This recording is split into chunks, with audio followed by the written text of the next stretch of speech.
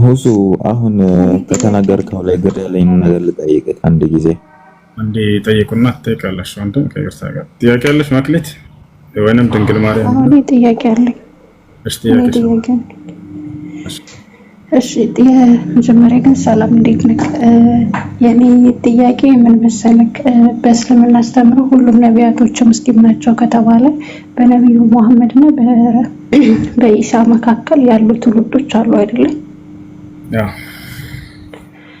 ለኢሳ ደግሞ ኢንጅል የሚባል መጽሐፍ ተሰጥቶት ከነበረ ያንን ኢንጅል መጽሐፍ የተቀበሉ ሙስሊሞች አማኞች አልነበሩ ማለት ነው። ምክንያቱም ነቢዩ መሐመድ እኔ ከትውልዶቼ የመጀመሪያ ሙስሊም ነኝ ካሉ በኢሳና በነቢዩ መሐመድ መካከል የነበሩት ኢሳ እስልምናን ያስተማራቸው ትውልዶች ወዴት ገብተው ነው ነቢዩ መሐመድ እኔ መጀመሪያ ሙስሊም ነኝ ብለው ከዛ ትውልድ አንጻር የተነሱት?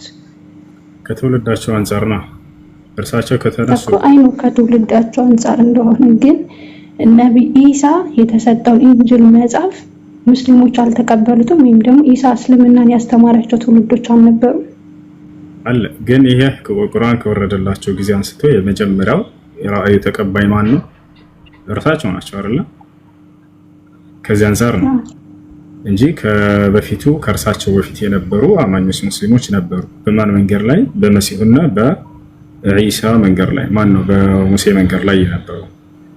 ለዚህም ነው ነብዩ ሰለላሁ ዐለይሂ ወሰለም የሚገርምሽ አናግሯቸው ነበር። የነጅራን ክርስቲያኖች፣ ነጅራን የምትባል ሀገር አለች በየመንና በሳዑዲ መካከል ያለች፣ እዛች ላይ የመሲሁ ተከታዮች ይኖሩ ነበሩ። እነዚህ ሰዎች ነብዩ ሰለላሁ ዐለይሂ ወሰለም ጋር መጥተው ሊወያዩቸው ሲጠይቋቸው ሙስሊም ሆኑ ሲሏቸው እኛ ከአንተ በፊት ሙስሊሞች ነበረን አሉ። ከፈለግሽ ላሳይሽ እችላለሁ። ግን እነዚህ ሰዎች ሙስሊሞች ነን ብለው ቃል በቃል ይናገራሉ። ኩና ሙስሊሚን ቀብለክ፣ ከአንተ በፊት ሙስሊም ነበር አሉ። ነገር ግን ነብዩ ሰለላሁ ዐለይሂ ወሰለም ስህተታቸውን አስረዷቸው። ሙስሊም ሊያደርጋቸው የማይችለውን አንቱም ተቁሉነ አነላህ ሳሊሱ ሰላሳ አሏቸው። እናንተ እኮ ስላሴ ብላችሁ ታምናላችሁ፣ ይህ ደግሞ ስህተት ነው፣ ከሙስሊምነት ያስወጣቸዋል ብለው አስረዷቸው ያላቸውን ስህተቶች እንደገና እና ሙስሊሞች ነን ብለው ይጠሩበት ነበር ከእርሳቸውን በፊት። ማስረጃን ከፈለግሽ አሳይሻለሁ።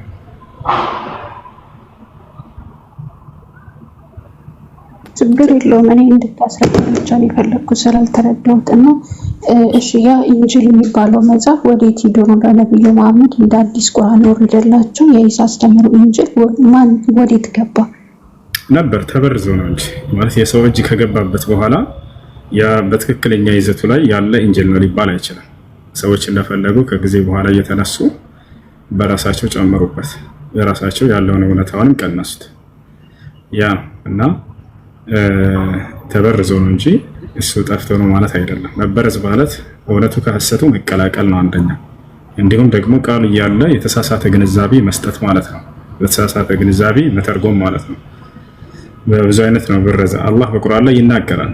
ያ አህለል ኪታብ ሊመ ተልቢሱነ አልሐቀ ቢልባጢል ይላል። ያበራረዙ ስርዓት በጣም በርካታ ነው። አንደኛ እውነትን ከሐሰት መቀላቀል፣ በውስጡ ላይ እውነትም አለ ሐሰትም አለ ማለት ነው። ይሄ መጽሐፍ እስካሁን ድረስ አለ። በነገራችን ላይ እውነትና ሐሰት በውስጡ ላይ ተቀላቅሎ ስለ አምላክ አንድነት የሚናገረው ይህ ነቢያቶች ያስተማሩት ነው ብለን እናምናለን። ምናልባት እስራኤል ሆይ የትእዛዛት ሁሉ ፊተኛይቱና መጀመሪያይቱ እስራኤል ሆይ ስማ ጌታ አምላካችን አንድ አምላክ ነው የሚለው በትክክል የነቢያቶች አስተምሮ ነበር። አላህ ይህን ቃል በቁርአን ላይ ጠቅሶታል። ሁሉም ነቢያት እንዳለ ሲያስተምሩ የትእዛዝ ሁሉ መጀመሪያውና ፊተኛው አንዱን አምላክ በብቸኝነት አምልኮ የሚለው ቃል ነው። ነቢዩላህ ዒሳ ለምሳሌ ካስተማረው በሱራ አልማኢዳ ላይ ይሄን ቃል እንዳስተማረ አላህ በቁርአን ላይ ገልጾታል። ምን ይላል? ለቀድ ከፈረ አለዚነ ቃሉ ኢነላሀ ሳሊሱ ሰላሳ ኢነላሀ ሁወል መሲሑ ብኑ መርየም ወቃለ ልመሲሕ ያ በኒ እስራኤል አዕቡዱላህ ረቢ ወረበኩም። መሲሁ መጀመሪያ ያስተማረው ለእስራኤል ሰዎች እናንተ የእስራኤል ልጆች ሆይ የእኔንም የእናንተንም ጌታ የሆነውን አንዱን አምላክ በብቸኝነት አምልኮ የሚል ትእዛዝ እንደነበር ይናገራል።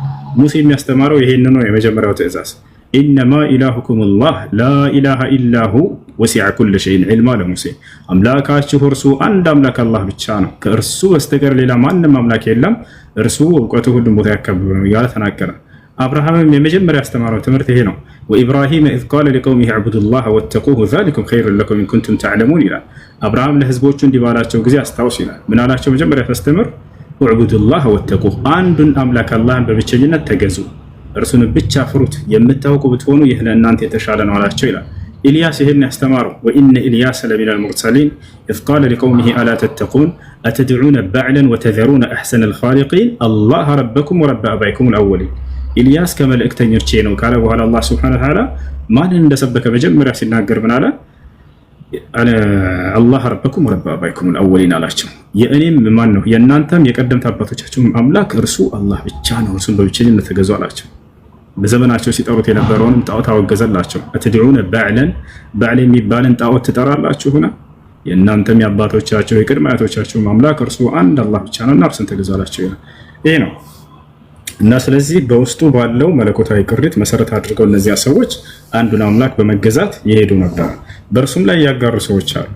ነገር ግን ይህንን መጠሪያ ሙስሊም የሚለውን ይጠቀሙት ነበር በተሳሳተ ግንዛቤ ላይ ቢሆኑ። ነብዩ ሰለላሁ ዐለይሂ ወሰለም መጥተው ያሏቸውን ስህተት እያነሱ እንዲያርሟቸው ተደረገ። አምላክን አንድም ሶስትም ማለታቸው ሌላም እንዲሁ። እሺ በዚህ ላይ ግን ያልገባኝ ነገር አለ። እሱ ምን መሰለህ? አሁን ለምሳሌ ነጃሺ ነብዩ መሐመድ ወደ ሀበሻ በተሰደዱ ጊዜ የመሲሁ ተከታይ ነበር አይደለ? የመሲሁ ተከታይ የሆነው እሱ በክርስትና እምነት ላይ ነው ወይስ እስልምና ላይ ነው? አሁን ማወቅ የምፈልገው ምንድነው በእያንዳንዱ ነቢያቶች ትውልድ የራሳቸው እስልምናን ካተረፉ እነዛ ሁሉ የእስልምና አማኞች የት ሄደው ነው ነብዩ መሐመድ እኔ ከሙስሊሞች የመጀመሪያ ነኝ ያሉት? ሌሎቹ ሙስሊሞች የት ገቡ? ማን አጠፋቸው? አሉ። ነገር ግን በቀደሙት ነብያት መንገድ ላይ የሆኑ ናቸው እነሱ። አሁን ቁርአን ከተወረደበት አንፃር የመጀመሪያው ሙስሊም ማለት ታዛዥ ማለት ነው። የመጀመሪያው የቁርአንን ትዕዛዝ ተቀብሎ የመጀመሪያ ፈጻሚው ማን ነው ከተባለ ነብዩ መሐመድ ሰለላሁ ዐለይሂ ወሰለም ናቸው። የአምላክን ትዕዛዝ ይሄንን አሁን በእኔ ላይ የወረደውን ህግና ስርዓት ከመከተል አንፃር የመጀመሪያው ታዛዥ ነኝ እያሉ ነው። እነዚያን የመጽሐፉ ሰዎች በትክክለኛ መንገድ ላይ የነበሩ የመጨረሻው ዘመን ነብይ ይመጣልናል ብለው ሲጠብቁ የነበሩ እንደነበሩ አላህ በቁርአን ላይ ይናገራል። እነዚያንም መልካሞች ብሎ ገለጻቸው። ነገር ግን መልካምነታቸው እንዲሟላ ዘንድ ከእርሳቸው በኋላ የመጨረሻ ዘመን ላይ የመጣውን ነብይ መቀበል ነበረባቸው። ተቀብለዋል በርካቶች እና እነዚያም በቀደሙት ነብያት መንገድ ላይ ናቸው ነበሩ። ከዚያ አንፃር ነብዩ ሰለላሁ ዐለይሂ ወሰለም ቀድሟቸው ነበሩ። እነዛ ሰዎች በሙሳና በኢሳ መንገድ ላይ ሆነው ሙስሊሞች ነበሩ።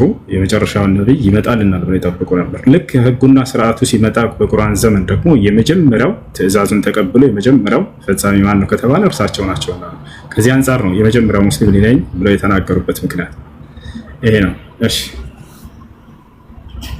እሺ ነበር ያልገባኝ። አመሰግናለሁ። ፈጣሪ ጨምርልኝ። እሺ እኔ ልቀጥል። እሺ ሰላም ነው። ሰላም ነው።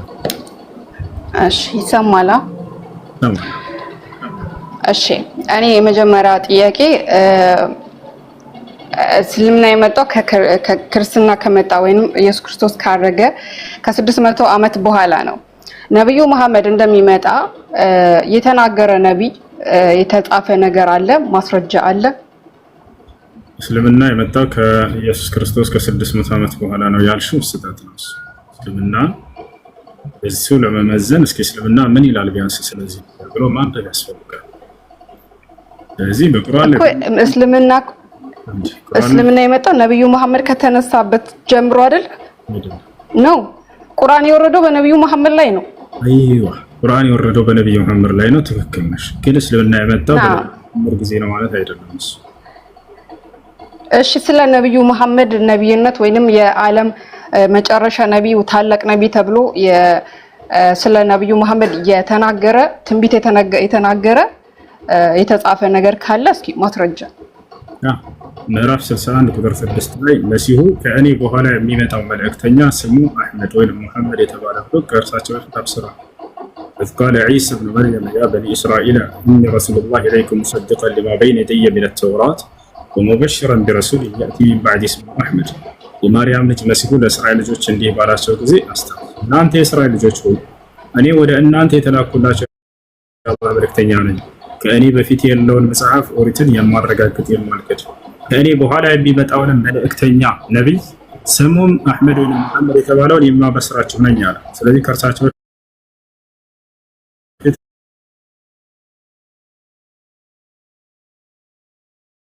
ምዕራፍ 61 ቁጥር 6 ላይ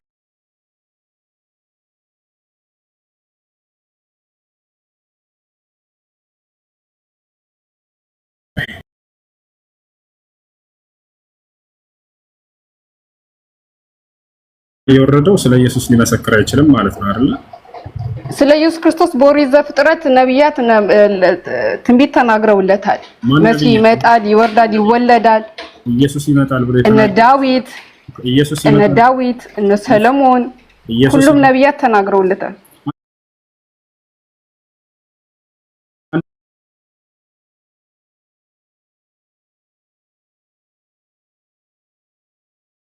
በቃ ኢየሱስ ይመጣል ብሎ የተናገረ አንድ ስጭ።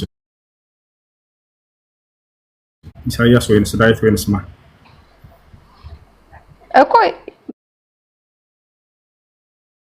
ኢሳይያስ፣ ዳዊት፣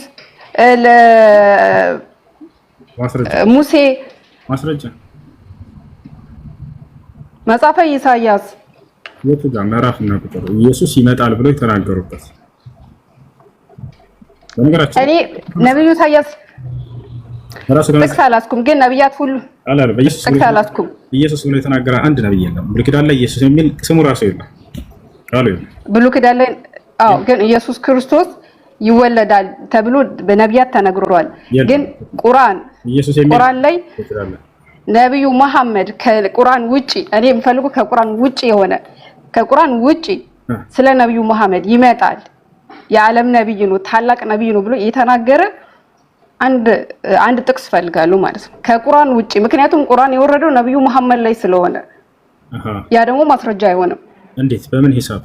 እስኪ ያስረጅን። አንድ መለኮታዊ መጽሐፍ ምስክር የሚሆነው በምን መስፈርት ነው? በሱ ጊዜ የመጣው መጽሐፍ ማስረጃ ሊሆን አይችልም ከዚያ በፊት ካልሆነ በስተቀር ካልሽ አሁን ኢየሱስ ክርስቶስን አጥቆሽ ቀደም አንደኛ ኢየሱስ ይመጣል ብሎ የተናገረ ነብይ የለም። ሁለተኛ ሙሴ ነብይ ነው ብለሽ ታምኛለሽ አንቺ? ለምሳሌ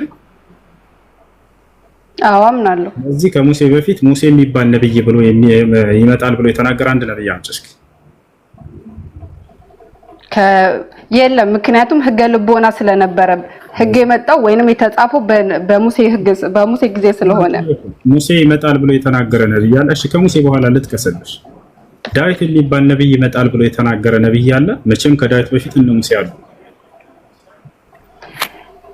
እነ ዳዊት፣ እነ ሰለሞን፣ እነ አብርሃም እነዚህ በሙሉ ስለ ክርስቶስ ተናግረዋል። እኔ የፈለኩት ስለ ነብዩ መሐመድ ነው። ዳዊት ይመጣል ብሎ የተናገረ ነብይ አለ ወይ? ሙሴን ታውቁልሽ። በቃ ዳዊት እኮ ፍጡር ነው። ዳዊት ነብይ ነው። በጣም ጥሩ። ስለዚህ ዳዊት የሚባል ነብይ ይመጣል ብሎ የተናገራለ ወይ ከዳዊት በፊት? አንድ የለም። ግን ሰለሞን እንደሚመጣ ነብዩ ዳዊት ተናግሯል። ስለዚህ ዳዊት ይመጣል ማለት ዳዊት ነብይ አይደለም፣ ሐሰተኛ ነብይ ነው ማለት ነው። ምክንያቱም ከእርሱ በፊት የተናገረለት የለም። ዳዊት ከሱ በፊት የተናገረለት የለም። አይዋ ከሱ በፊት ግን እዚህ ጋር ስለ ክርስቶስ አሁን እኛ የምንጋጨው ከክርስቶስ ጋር ስለሆነ ስለ ክርስቶስ ነብያት ከተናገሩ ስለ ነብዩ መሐመድ የተናገረ ማን አለ ከቁርአን ውጪ? ስለ ኢየሱስም አልተናገሩም። ኢየሱስ ይመጣል ብሎ የተናገረ ነብይ የለም ከእርሱ በፊት። ከገዛ መጽሐፍሽ ነው የምጠይቅሽ፣ ከሌላ እንኳን አይደለም። የለም። ገብቶሻል? ኢየሱስ የሚለው ስሙን ራሱ አያውቁትም። ድንግል በድንግልና ትጸንሳለች ስሙንም አማኑኤል ትለዋለች።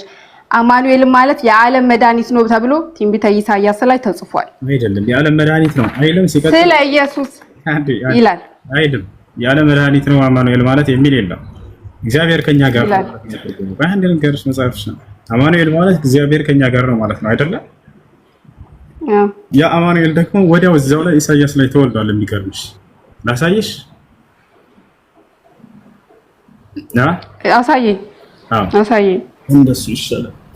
አማኑኤል በዚያው ዘመን ተወልዶ ትንቢት ተፈጽሟል። ላሳይሽ።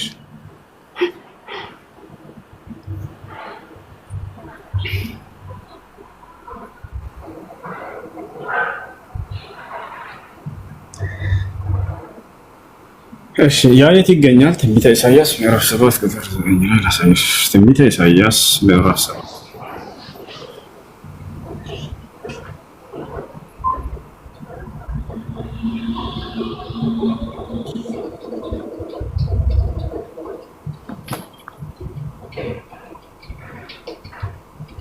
የመጀመሪያው ይሄ ያው እና ትንቢተ ኢሳይያስ ምዕራፍ 8 ቁጥር 8 ላይ አለ አማኑኤል ተወልዷል።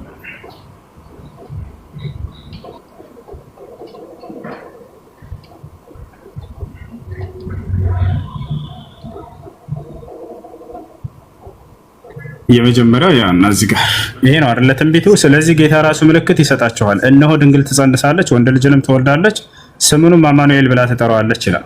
ይሄ አማኑኤል ተወልዷል ወይ? አዎ። ቀጥታ ያው እዚሁ ጋር ትንቢተ ኢሳይያስ ምዕራፍ 7 ነው አይደል? ይሄ ቀጥታ ቀጣዩ ላይ ነው ተወልዶ እዚሁ ጋር አማኑኤል የሚባለው ተወልዷል። ምዕራፍ 8 ላይ እንሄድ። ይወለድላችኋል እኮ ነው። አዎ አማኑኤል ገና እንደሚወለድ ነው የሚናገረው። እንደተወለደ አይደለም፣ ሶሪ እንደሚወለድ ነው። ቀጣዩ ምዕራፍ ያው ቀጣዩ ምዕራፍ ላይ አማኑኤል ተወልዷል። ያው ምዕራፍ አማኑኤል መቼ ነው የተወለደው? እዚያው ኢሳይያስ በኢሳይያስ ጊዜ ላሳየሽ ነው። ቅድም ያነበብኩት አዎ በኢሳይያስ ጊዜ። እሺ በኢሳይያስ ጊዜ አዎ ላሳየሽ ነው። በኢሳይያስ ጊዜ እሺ ስለ ነብዩ ሙሐመድ እንደዚህ ማስረጃ የሰጠ ኢሳ ከመምጣቱ በፊት እንደዚህ ማስረጃ የሰጠ ከቁርአን ውጭ ስጠኝ። ስለዚህ አማኑኤል የተባለው በዛው ዘመን የተወለደ ሰው ነው። አየሽ ኢየሱስ ክርስቶስ አይደለም። ምን ይላል እዚህ ቦታ ላይ ሲናገር ይሁዳ ይገባል። ችግር የለም እሰጥሻለሁ። ምን ይላል እዚህ ጋር እያጥለቀለቀለም ያልፋል እስከ አንገትም ይደርሳል። አማኑኤል ሆይ የክንፍህ መዘርጋት የሀገርህን ስፋት ትሞላለች ይላል። ይህ አማኑኤል የተባለው በኢሳይያስ ጊዜ የተወለደው አማኑኤል ማለት ትርጉሙ ራሱ እግዚአብሔር ከኛ ጋር ነው ማለት ነው። እግዚአብሔር ከኛ ጋር ነው የሚለው ለኢየሱስ ክርስቶስ ብቻ ነው ወይ? ላ አይደለም። ያው እዚሁ ጋር 10 ላይ ወረደ አይደለም። ያው እዚሁ ጋር 10 ላይ ተመካከሩ፣ ምክራችሁም ይፈታል፣ ቃሉን ተናገሩ፣ ቃሉም አይጸናም፣ እግዚአብሔር ከኛ ጋር ነውና ይላል። ያ ሰላም ማን አማኑኤል የተባለው አካል እዚህ ጋር። ስለዚህ አማኑኤል ራሱ እግዚአብሔር ስለሆነ ነው። እኔ የምፈልገው ማስረጃ ስለ ነብዩ ሙሐመድ። ለምን አንተ ለምን የራስህን አትነግረኝም? እኔ እኮ ፈልጎ ክርስቲያኖች አንድ ጊዜ አንድ ነገር ላስመላችሁ።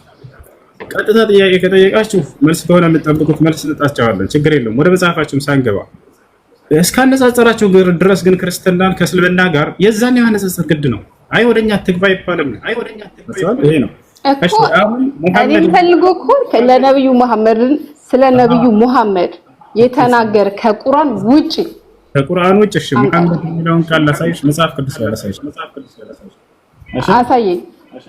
አሳየኝ መጽሐፍ ቅዱስ ላይ ሙሐመድ የሚለውን መጽሐፍ ቅዱስ ላይ ባሳይሽ ትቀበላለሽ?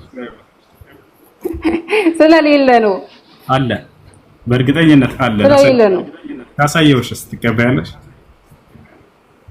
ስለሌለ አልቀበልም።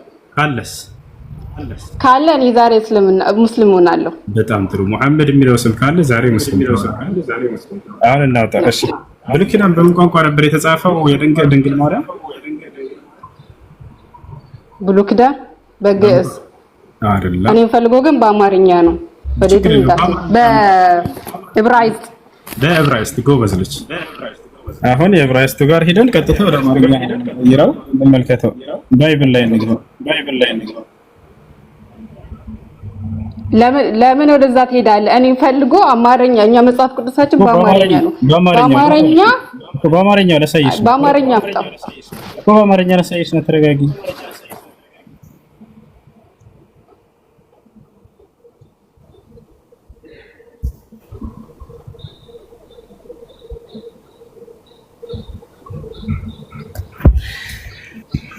እሺ ያውና ባይብል ይላል አይደል? ባይብል እዝጋር ከኦሪት ዘፍጥረት እስከ ራዕይ ድረስ አለ። ያ ኦሪት ዘፍጥረት የመጀመሪያው ከዮሐንስ ራዕይ ድረስ አለላችሁ። በዕብራይስጥ ነው የተጻፈው ብላናለች። የዕብራይስጡን ቀጥታ ሄደን ገብተን ወደ አማርኛ ወደ ቋንቋ ወደምትፈልገው እንቀይረዋለን። እዚህ ጋር እንገባና ምዕራፍ ቁጥር እናስቀምጣለን።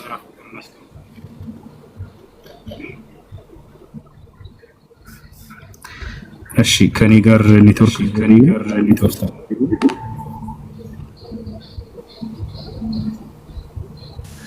ቀጥታ ባይብል አውርዳ አማርኛ ብላ አውርደኝ። ስላው እንደ ሆነ ሰርች አድርጌ ነው የምታመጣው።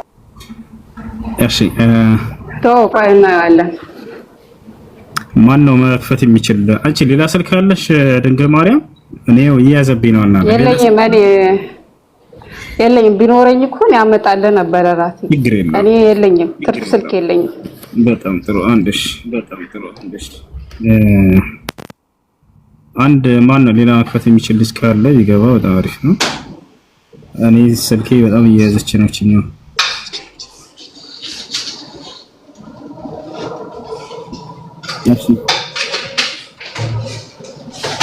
በገና ላጥፋና ነብራስ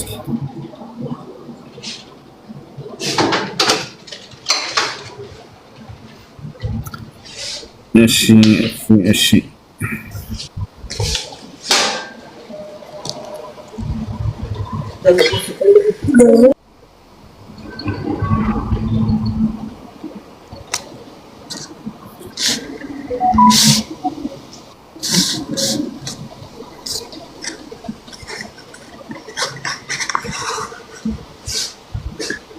እሺ ዘፍጥረት አደረኩት ስንጎ ሰሎሞን አድርገው እዚህ እሺ ተከታታይ እሺ አሁን እዚህ ጋር ተመልካች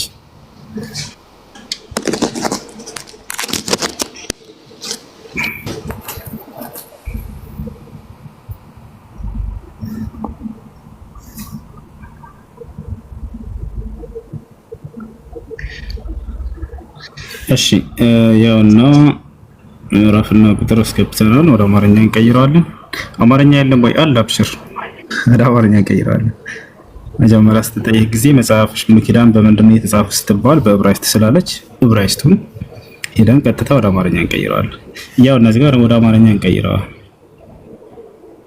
አምሃሪክ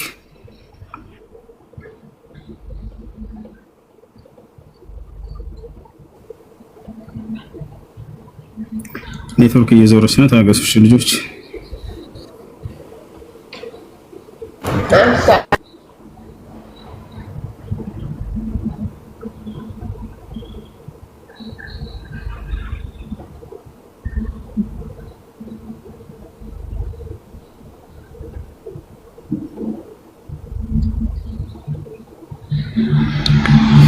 እሺ ሂብሩ የሚለው ጋር እዚህ ጋር እንገባለን።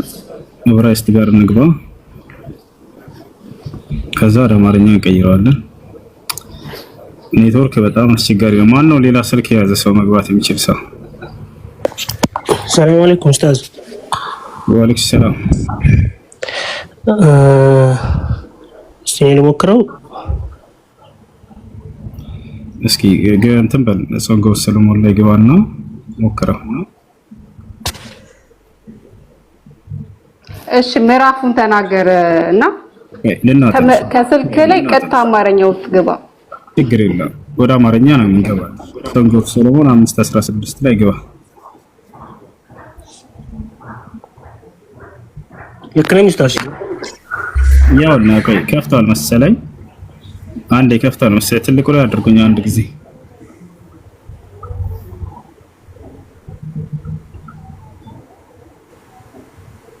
ኡስታዝን መልሱት።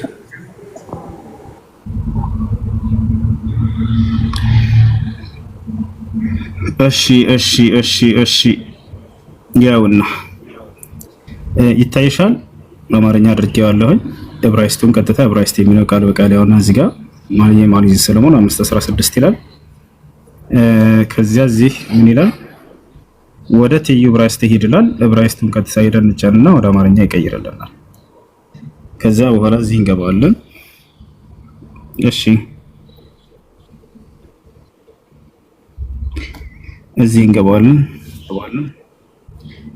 አሁን ወደ አማርኛ መቀየር ብቻ ነው።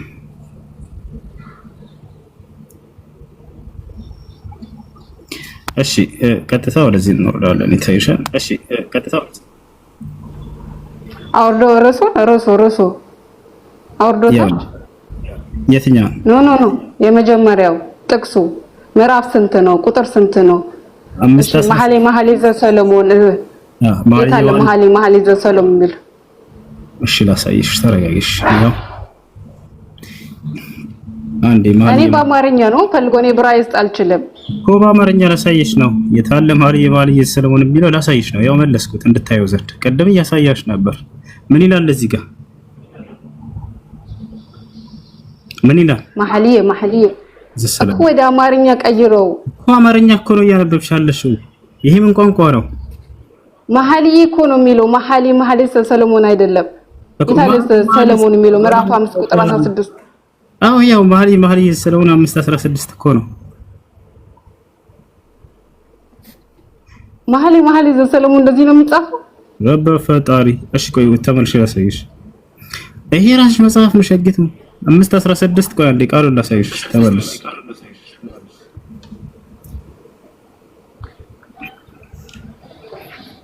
ይሄ ሶንግ ኦፍ ሰሎሞን ይላል እንግሊዘኛ ነው። እሺ እንግሊዘኛ ሄደሽ መዛፍን ታይ ሶንግ ኦፍ ሰሎሞን ነው።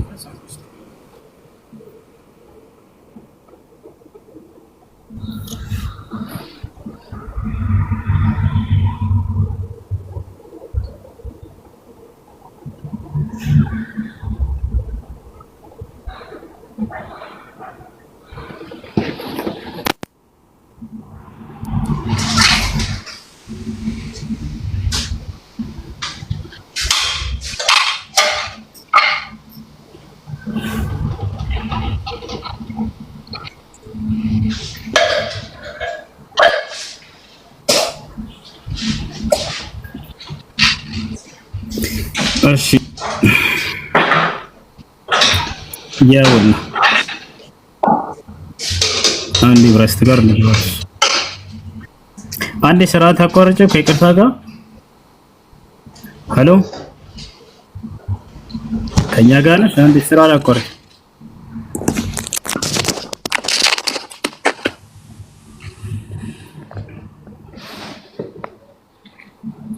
እሺ እዚህ ጋር ወደ አማርኛ ቀጥታ ሶንግ ኦፍ ሰሎሞን ይታያችኋል 5:16 ወደ ትዩ ብራይስት ሄድ ይላል እንሂድ ቀጥታ እዚሁ እያለ የትም ሳንሄድ ወደ አማርኛ እንቀይረው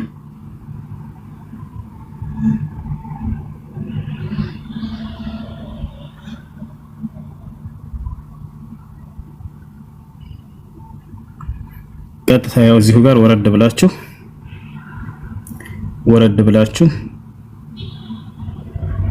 ብላችሁ ይሄ ቃል ምን ይላል? ያው ይሄ ቃል ምን ይላል? እስኪ አብያትችን ድንገል ምን ይላል ይሄ ቃል?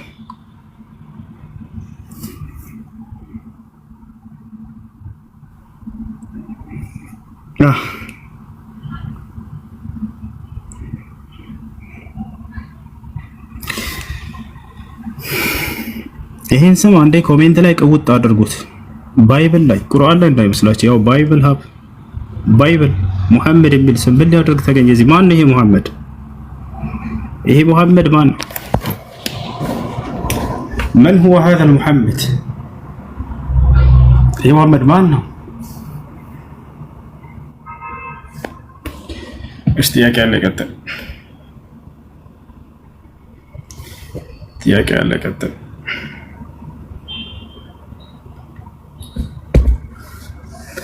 አሎ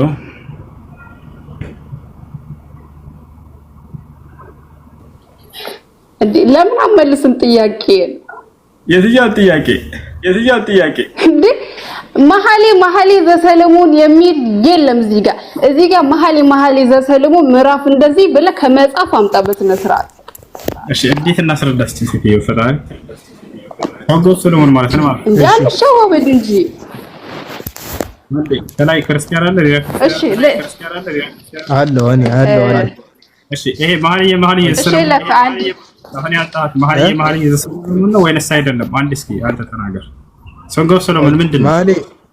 መጽሐፉን እያየሁት ነው እንደሱ የሚል የለው። አንዴ ጥያቄው መሐሌ ዘሰለሞን ነው አይደለም? ያወጣሁት መጽሐፉ እሱን አይሆን አይደል? መጽሐፉ ላይ ግን አንተ ያወጣኸው የለም።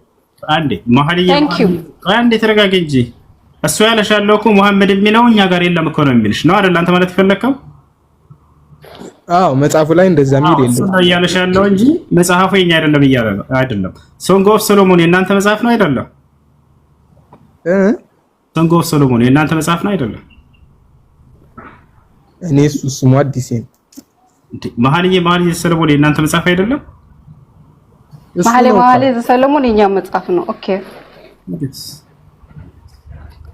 ግን እዚህ ጋር መሐሌ ዘሰለሞን በትክክል መሐሌ ዘሰለሞን የሚል ከነቁጥሩ አምጣ። ይሄ እኮ የቋንቋ የቃል ወይንም የስም እንትን ነው። እዚህ ጋር ቀጥታ መጽሐፉን አላመጣም። ለምሳሌ ኦሪት ዘፍጥረት እንደዚህ ይላል። ከዛ መሐል ላይ መሐመድ አለ ብለህ ብታመጣልኝ ኦኬ። ግን የለም አንተ እኮ ያመጣህልኝ ቃል ነው።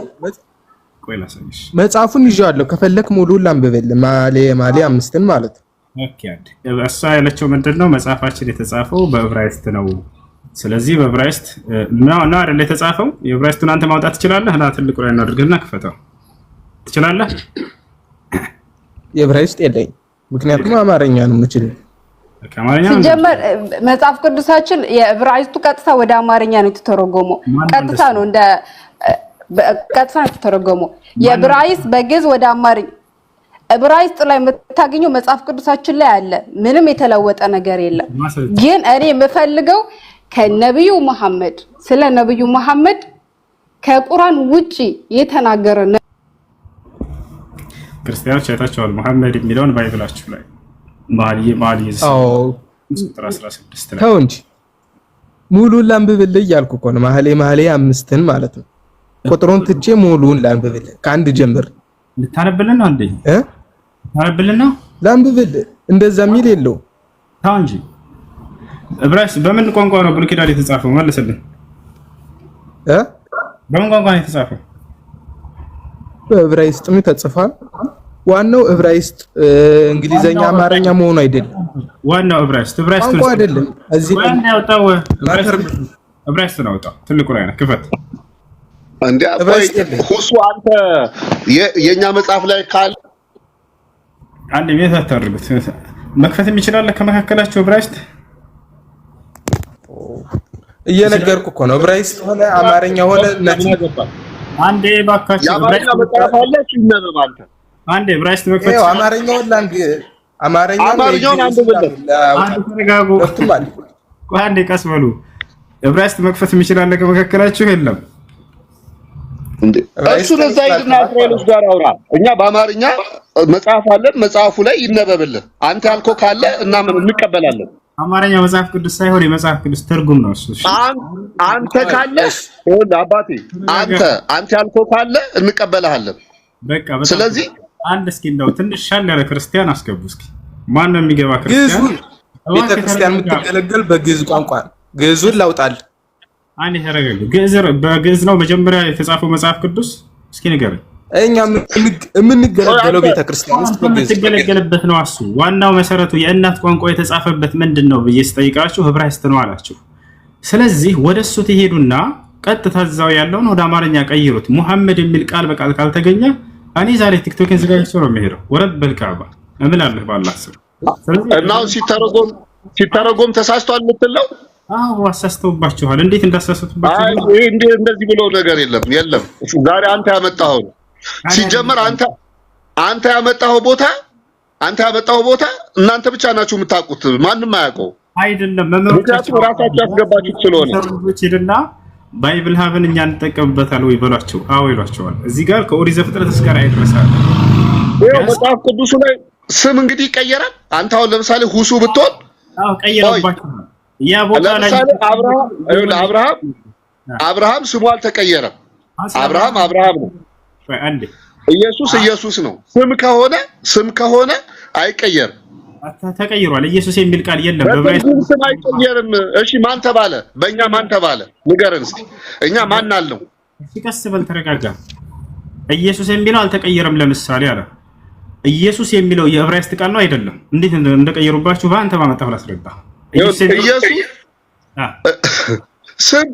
ስም ላጠራር ልክ አሁን እኛ ኢየሱስን ኢሳ እንደምትሉት እናንተ ኢሳ ስትሉ ቀስ በለ። በዕብራይስጥ ኢየሱስ የሚባል ስም አለው? ኢየሱስ መልስ። ማነው ታዲያ የሚባለው? አታውቅም። ስለዚህ ንገረኝ። የሸዋ አይደል የሚለው አይደለ እኮ በቃ ኢየሱስ ነው። የሸዋ ኢየሱስ ነው አለ። ስሙ ተቀይሯል ማለት ነው? አልተቀየረም። የሸዋ ማለት መድኃኒት ማለት ነው። ምን ማለት ነው? አይደለም ጥያቄው። የሸዋ በዚህ መልኩ ነው የሚተረጎሙ። ምንም እኮ እንትን የለውም።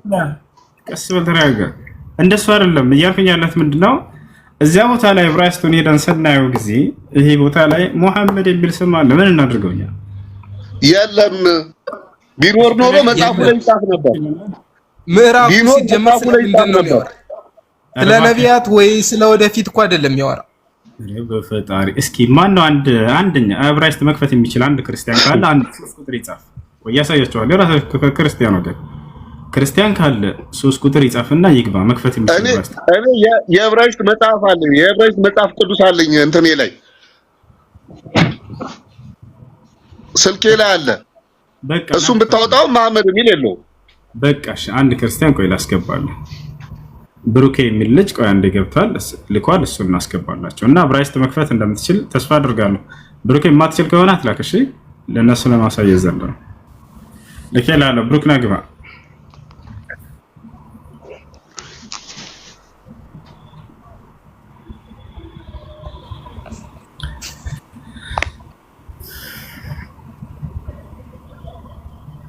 እሺ ብሩክ አለ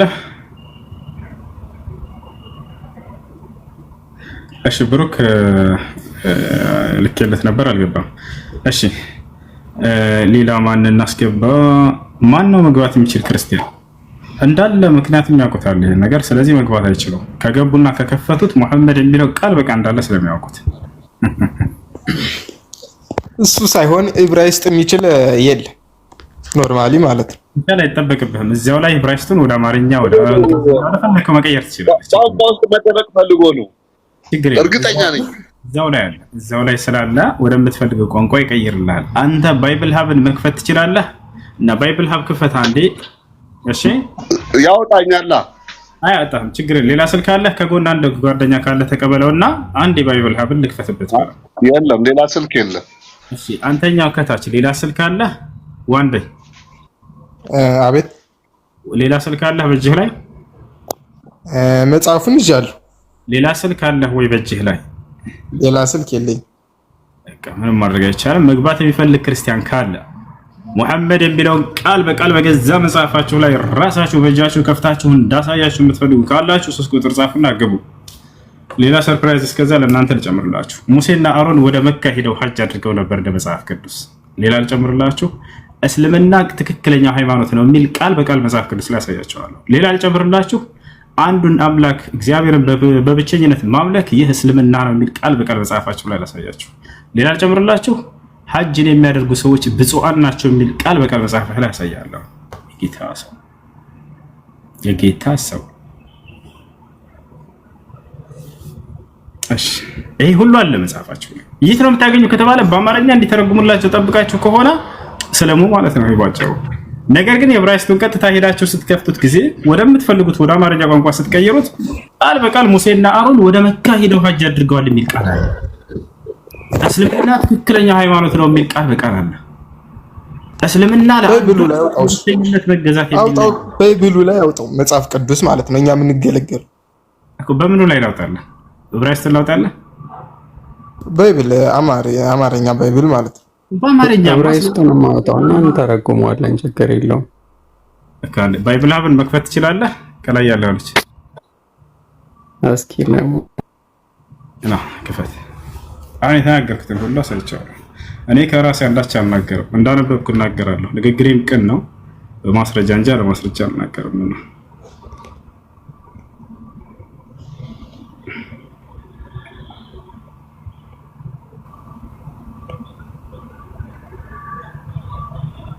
ይሰማል ባይብል ሀብን ከፍቻለሁ አይ አንድ ክፈት ትልቁ ላይ አድርገህና ቪዲዮ ክፈት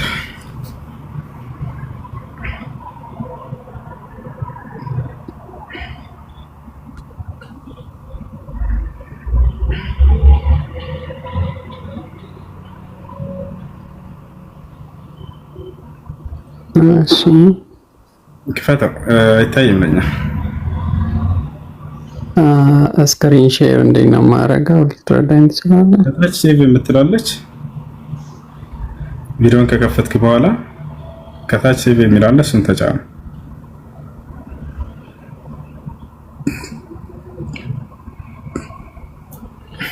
ሌላ ስልክ ይዛል አይደል በዚህ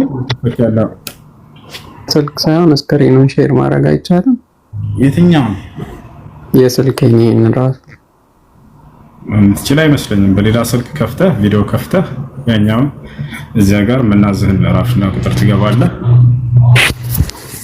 እሺ 2 ደቂቃ አስተኝ ኮምፒውተር ልክፈት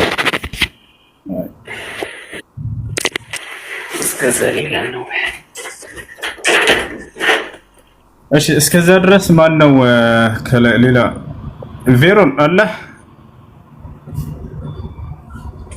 ቬሮኒኮን አለ አሎ እሺ ቬሮኒኮን አለ እሺ ክርስቲያን ነህ አይደለ አዎ እሺ ለምንድን ነው ወንድ ልጅ የምታመልኩት ክርስቲያኖች ወንድ ልጅ የምታመልኩት ማለት የትኛውን ወንድ ልጅ ሉቃስ ወንጌል ምዕራፍ 1 ቁጥር 31 ላይ ያለውን እነሆ ትጸንሻለሽ ወንድ ልጅ ትወልጃለሽ ስሙንም ኢየሱስ ትይዋለሽ ይላል ወንድ ልጅ የተባለውን ይሄን አካል ለምን ታመልከዋለህ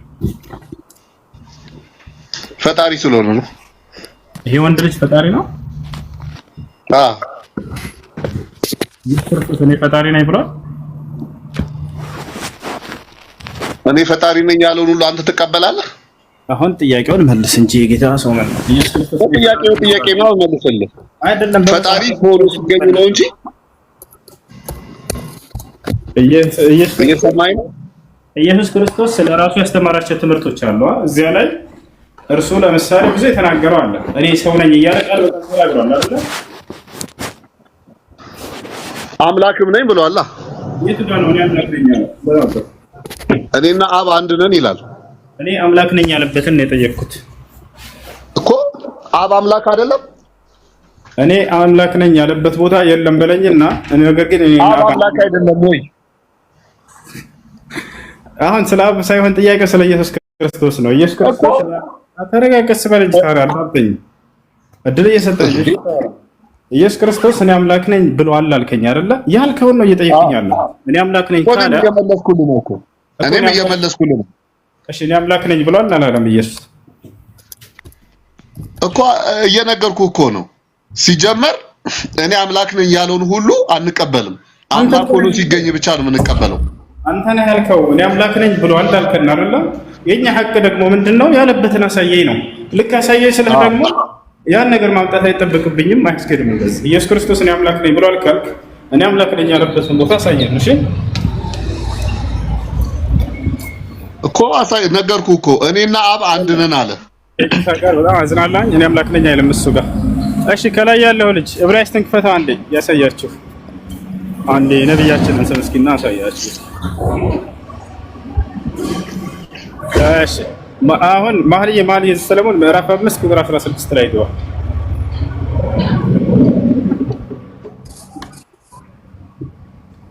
ካሜራዋን ትንሽ ጠረግ አድርጋት ጥርት ብላ እንድትታይ ሙሐመድ የምትለው ጠረግ አድርገው እሺ ካሜራውን በደንብ እንድታይ እሺ መጀመሪያ እንደተበላ 5:16 ላይ ግባ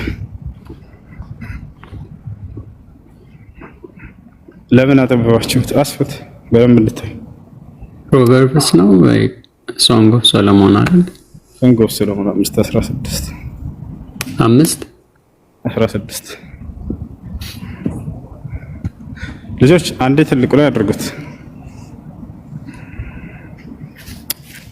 ትልቁ ላይ ንኩስ እንደሱ ሳይሆን የፈለኩት እንደዚህ እንዲሆን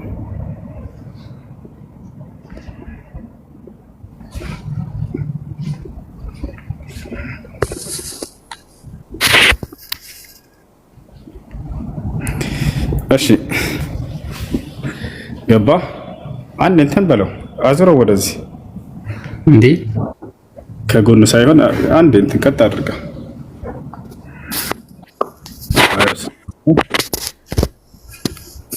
ኦኬ አንድ ሺ ከመጀመሪያ አንድ በለስ አድርገው ተርምዝ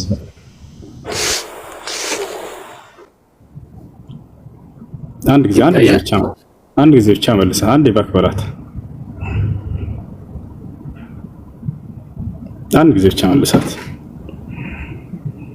እሺ አንድ መልሳት አሁን 15 ነኝ ነው እሱ ሳይሆን ከንት ነው ከውጣና እንደገና መልሰው ስክሪኑን አይደለም መጀመሪያ ምዕራፉ የለም ወደዚህ ወደ እንትኑ ማብራሪያው ጋር ሳትገባ በፊት ያለው የ16 ነው ያው 16 ነው አንድ ባክበለውና ቆይ ላሳየህ ይሄኛው ይታያል አሁን አንተ ያለው እዚህ ጋር ነው አይደል አንድ ይሄን መለስ አድርገውና እዚህ ጋር ይኸውና ምን እዚህ ጋር ልንካ ይታያል። ወደ ኋላ ባክ ልበለው እንደዚህ። ወደ ኋላ እሺ ዊው ላይ መጣው። ኦኬ አሁን እስኪ 5:16 አድርገው ማን ነው ሰንጎፍ ሰለሞን ላይ ግባ ነው።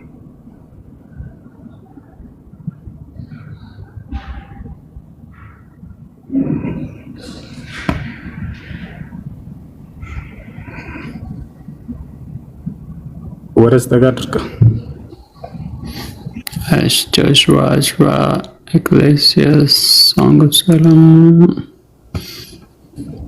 5 ቆይ እንዲሆን የፈለገው ቆይ አሁን አንተ የከፈትከው እሱ ትክክል ነው አይደል? ተቀበሉታላችሁ እሱን አይደለ?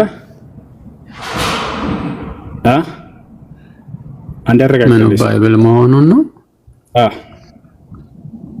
ያ መጽሐፍ ቅዱስ ኮሜንተሪ ነው አይደል? በጣም ጥሩ እሱን ነው የፈለኩት። አሁን መቀበሉን ስላረጋገጠው ቀጥታ ልግባላችሁ። አንተ እዚህ ጋር ታርመኛለህ ከተሳሳትኩኝ። እሺ አንድ ትልቅ ላይ አድርግ።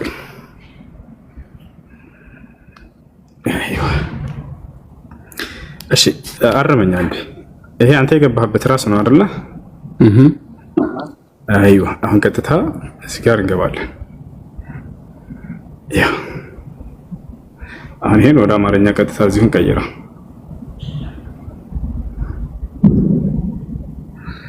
እሺ ወደ አማርኛ ቀይረናል። ያው ወረድኩኝ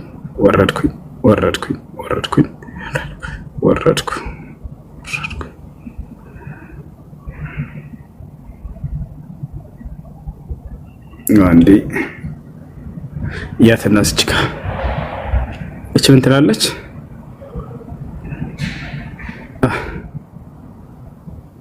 ሄሊቶክ ምንድነው ይሄኛው የከፈትከው? አማርኛው ሶ አማርኛ ላርገው የኔ ጋር ያለው ይሄ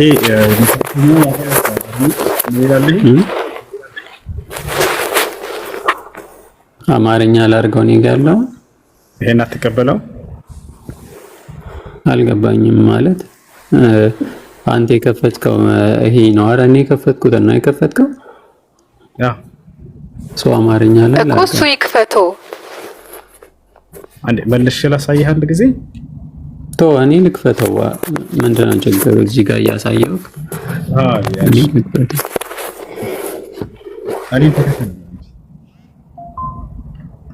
እሺ ሄሎ ኦኬ እዚህ ጋር ገባህ? ይቅርታ ይግባ። ቪዲዮ ላይ ታደርገዋለህ? አይታየኝም። እሺ ያው ላሳይህ። አንድ ትልቁ ላይ አድርጉ ልጆች።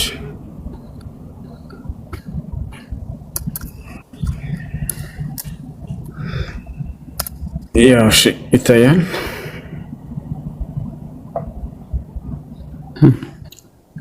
ባይብል ሀብ እሺ ላይ ምንድን ነው ያደረገው?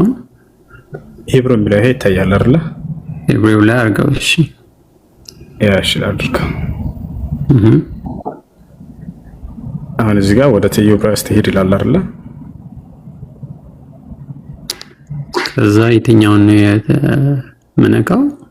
እዛ ያው እነዚህ ጋር ይሄኛው ስትሮንግወርድ ላይ 4261 ቢሊዮን ትጫናለህ። 4261 ያ ተጫንኩት። አሁን ቀጥታ ወደ አማርኛ እንቀይረው። እዚሁ ጋር እያለ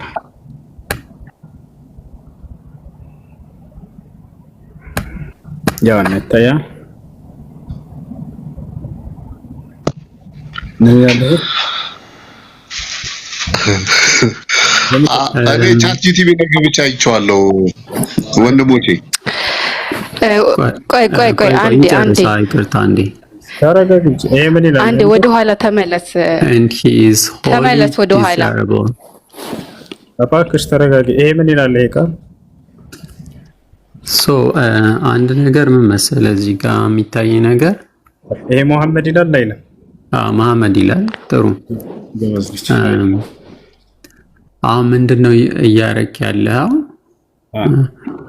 እዚህ ላይ ባይብል ሀብ ላይ ራሱን ወስደህ ላይክ ባይብሉ የአማርኛውን ትርጉም እያሳየን ሳይሆን ጉግል ትራንስሌተር እየተጠቀምክ እንትን የሚለውን መሐመዲም የሚለውን ላቭሊ ይለዋል። እዚህ ጋር ላሳየን።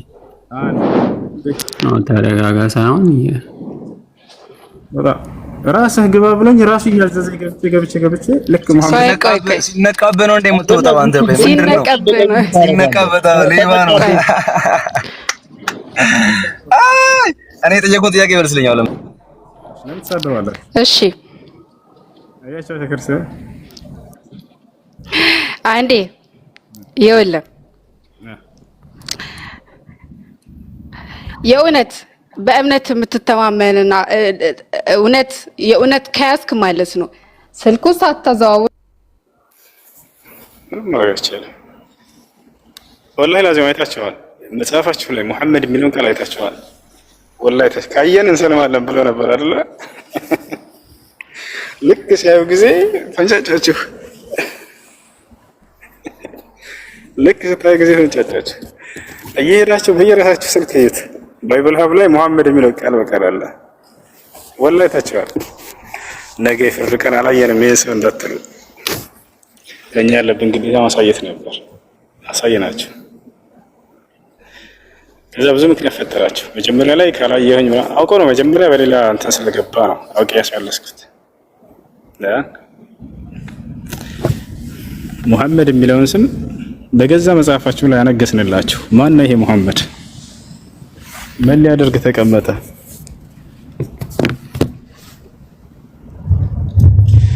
አላሁ አክበር አላሁ አክበር።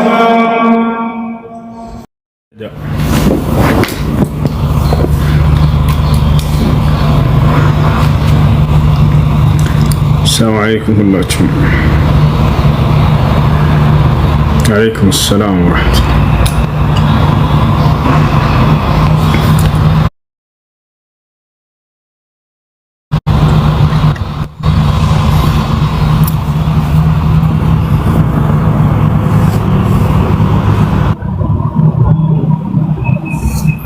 እንዴት ናችሁ? ደህና ናችሁ? ሰላም አለይኩም ወራህመቱላሂ ወበረካቱሁ። አለይኩም ሰላም ወራህመቱላሂ ወበረካቱሁ። እሱ እንዴት ነህ? ሰላም ነው አለ አልሐምዱሊላህ። ተሻለ አይደለም? ማሻአላህ። ያ አልሐምዱሊላህ ማሻአላህ።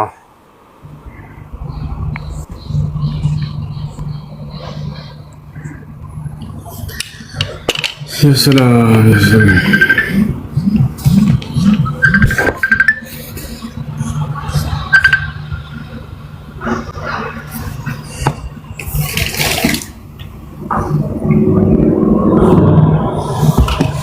وعليكم السلام ورحمة الله وبركاته.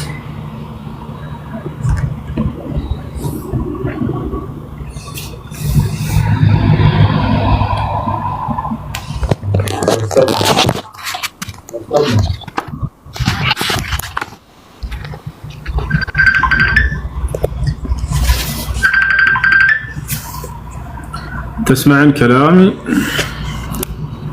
يقبلش صوت ጥያቄ አላችሁ? አዎ ሰላም አለይኩም። አለይኩም ሰላም ወራህመቱላሂ ወበረካቱ። እንትን ልጠይቅ ነበር ነቢያት መንፈስ የተባሉበትን በመጽሐፍ ቅዱስ የምታስታውሰው ካለ እንድትነግረኝ ነበር። እሺ እነግርሃለሁ። ለውጣለና እሺ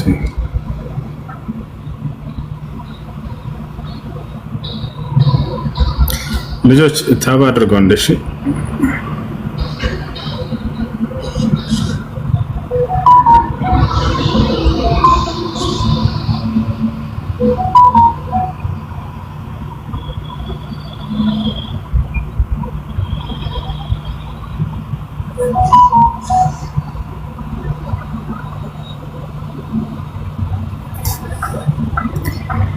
እሺ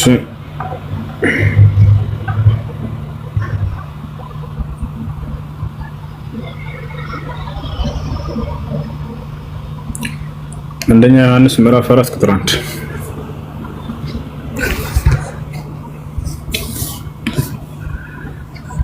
የጠየቀው ልጅ አለ ወይንስ ሰጥቷል? አንደኛ ዮሐንስ ምዕራፍ 4 ቁጥር 1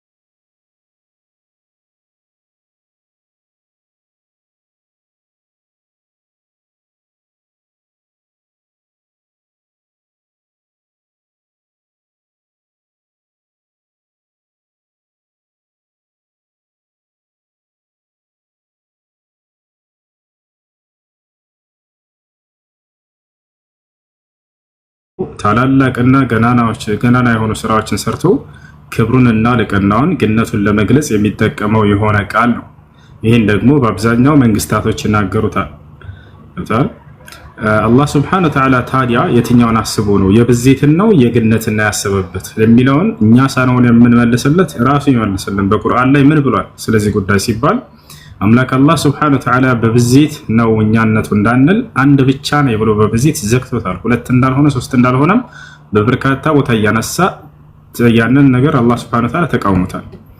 ስንት ነው ብለን ስንጠይቅ ቁል ሁወላሁ አሐድ ይላል። በል እርሱ አላህ አንድ ብቻ ነው ይላል። ወኢላሁኩም ኢላሁን ዋሂድ ይላል። እኔ አምላካችሁ አላህ አንድ አምላክ ብቻ ነኝ አለ። ኢነማ ኢላሁኩም አላህ ላኢላሃ ኢላሁ ነቢያቶችም አምላካችሁ አላህ እርሱ አንድ አላህ ብቻ ነው ከእርሱ በስተቀር ሌላ ማንም አምላክ የለም ይላሉ ሙሳ ዓለይሂ ሰላም።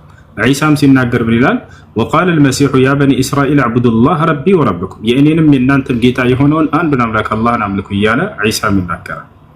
ስለዚህ አምላክ አላህ ሱብሓነሁ ወተዓላ የብዜት እኛነት ሳይሆን የግነት እኛነትን ገናናነቱን ክብሩን ልቅናውን ለመግለጽ የሚናገርበት የሆነ ቃሉ ነው እንጂ ብዜትን አይደለም። ሁለት ሊሆን ይችላል ብለን እንዳናስብ ሁለትን አንስቶ እኔ ሁለት አይደለሁም ብሎ ተቃውሞታል። እሱ ማስረጃ ሱረቱ ነሕል ላይ ሲናገር ወቃለ አላሁ ላ ተተኺዙ ኢላሀይን ኢስነይን ኢነማ ሁወ ኢላሁ ዋሂድ ሁለት አምላክ አድርጋችሁ አትያዙኝ እኔ አንድ አምላክ ብቻ ነኝና አለ። ሶስትስ ሊሆን ይችላል ወይ ብለን እንዳናስብ ሶስትንም አንስቶ ሶስት አይደለሁም ብሏል። ማስረጃ ፊ ሱረት ኒሳ የቁሉ ሱብሓነሁ ወተዓላ ወላ ተቁሉ ሰላሳ ኢንተሁ ኸይረን ለኩም ኢነማ አላሁ ኢላሁ ዋሂድ ሶስት አትበሉኝ ወይንም ስላሴ አትበሉኝ አለ። ከዚህ ንግግራችሁ ተቆጠቡ እኔ አንድ ብቻ ነኝና እያለ ተናገረ። አየህ። ስለዚህ አምላክ አላህ ሱብሓነሁ ወተዓላ እኛ የሚለው የግነት እኛነት የሚባለውን እንጂ የብዜት እኛነት አይደለም ማለት ነው። የግነት እኛነት ታዲያ አንድ አካል ብቻውን ሆኖ ሳለ በብዜት ራሱን የገለጸ ሌላ አካል አለ ወይ ከተባለ በቁርአን ላይ ነፋሉ መንግስታቶች። ንጉሶች ይሄን ሊጠቀሙት ነበር። ለምሳሌ ሱለይማን አለይሂ ሰላም ምን ነበር? ንጉስ ነበር። አላህ ሱብሓነሁ ወተዓላ ነብይነትም ንግስናንም ሰጥቶት ነበር። የአካል ራሱን ሲገልጽ ጊዜ በብዜት ራሱን ይገልጻል።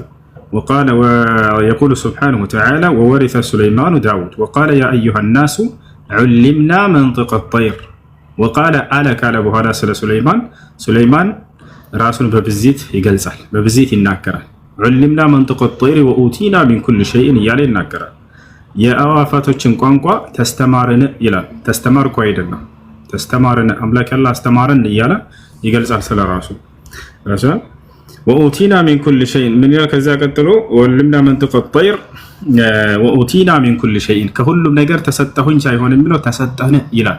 ተሰጠነ የሚለው ለአንድ ነው ለብዜት ነው። ነገር ግን ራሱን አለ ካለ በኋላ አንድ ነጠላ አካል መሆኑን ከገለጸ በኋላ አላህ Subhanahu Wa Ta'ala ይህ አንድ ነጠላ አካል ራሱን በግነት በብዜት እንደሚጠራ ይናገራል ማለት ነው። ሌላ ለምሳሌ ፊርዓውን ምን ነበር? ንጉስ ነበር። ምን አለ ፊርዓውን? ቃለ አለም ኑረቢከ ፊና አለ ፈርዖን ካለ በኋላ አለም ቢለው ለስንት ነበር? ለአንድ ነው። ከዚያ በኋላ ግን ይህ አንድ አካል በብዜት ራሱን ይገልጽ ነበር። አለም ኑረቢከ ፊና ከእኛ ዘንድ አላሳደግነህምን አልተንከባከብነህምን ይለዋል ሙሳ። ወለቢስተ ፊና በእኛ መካከል አልቆየህምን ሚን ዑሙሪከ ከእድሜህ ሲኒን ብዙ ዓመታቶችን ወፈዐልተ ፈዕለተከ ለቲ ፈዐልተ ወአንተ ሚነል ካፊሪን። አንድ አካል ሆኖ ንጉስም ባይሆን ራሱ ያ አካል ራሱን የሚገልጽ መሆኑ የታወቀ ነው። ሌላ ለምሳሌ እንውሰድ ከንጉሶች ውጭ ኸድር ሙሳ አለይሂ ሰላም ጋር ሱረቱል ካህፍ እንደተገናኙ ታውቃላችሁ። በሱረቱል ካህፍ ላይ እንደተገለጸ ኸድር አንድ ብቻውን ሆኖ ሳለ ራሱን በብዜት ይገልጽ ነበር። ፈኸሺና አዩርሂቀሁማ ጡግያናን ወኩፍራ ይላል። ፈኸሺና ፈራን ይላል። ማን ነው? እሱ ራሱ ብቻውን ሆኖ ሳለ እና ይህ ነው በአንድ አካል ራስን በብዜት መግለጹ የታወቀ ነው። በተለምዶ እኛ እያለን እንገልጻለን። ለምሳሌ እንዴት ነው ቢባል ሰው አለን ይላል። አለን የተለመደ ነው። ራስን በብዜት መግለጹ መንግስታቶች ይጠቀሙ። ዶክተር አብይ ወጥቶ የሆነ ነገር አድርገው ከሆነ ለአንድ አካል አካባቢ እኛ ለዚች ሀገር ያደረግነው ብሎ ይናገር ይችላል። መንግስታቶች ይጠቀሙታል። አምላክ አላህ Subhanahu Wa Ta'ala የዚህ የፍጥረት ሁሉ ባለቤት እነዚህን ገናና ስራዎችን ሁሉ ያስገኘ አምላክ አላህ እኛ ግን ግነቱን ለመግለጽ የሚደንቅ ነገር አይደለም። አንደኛ ይሄ ነው። ሌላኛው ነገር አላህ Subhanahu Wa Ta'ala ለምንድን ነው እኔ የማይ ነው ብለው ሊጠይቋቸው ይችላሉ ብሏል። በርካታ ቦታ ላይ ራሱን በነጠላ ገልጿል። የሚገርመህ ስለማንነቱ ሲናገር ራሱን በብዜት አይገልጽም። ስለማንነቱ ሲናገር በነጠላ ነው እኔ እያለ ነው የሚናገረው። እኛ የሚለው በምን ላይ ነው ከተባለ በማንነቱ ላይ ሳይሆን በስራዎቹ ላይ በጸጋዎቹ ላይ ነው። የነዚህ ታላላቅ ጸጋ ባለቤት እርሱ ስለሆነ የነዚህ ታላላቅ ፍጥረታት ባለቤት እርሱ ስለሆነ የፈጠራቸውና ያስገኛቸው። እኛ የሚለው በስራዎቹ ላይና በጸጋዎቹ ላይ እንጂ በማንነቱ አይደለም። ለምሳሌ ስለ ራሱ ሲናገር ምን ይላል? ኢነኒ አነላህ እኔ አላህ ነኝ አለ። እኛ አላህ ነን አይልም። እርሱ አንድ ብቻ ነውና በብዜት ራሱን አይገልጽም።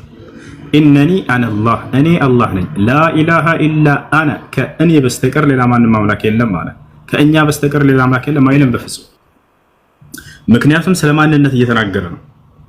ስለ ስራዎቹና ስለ ጸጋዎቹ ሲናገር የዛኔ ግን አላህ Subhanahu Wa Ta'ala እኛ የሚለው የነዚህ ታላላቅ ጸጋ ባለቤት የነዚህ ታላላቅ ፍጥረት ባለቤት ምን ያክል ገናና የሆነ አምላክ መሆኑን ለመግለጽ ነው እኛ የሚለው። እኛ እንዲህ አድርገንልህ ይላል አይደል? ሰው በእኛ እኮ ነው አንተ እዚህ ያደረስከው ይላል ብቻ ነው ሳለ ማለት ነው። ለተቃላይ አላህ Subhanahu Wa Ta'ala ስለማንነቱ ሲናገር እኔ ነው የሚለው።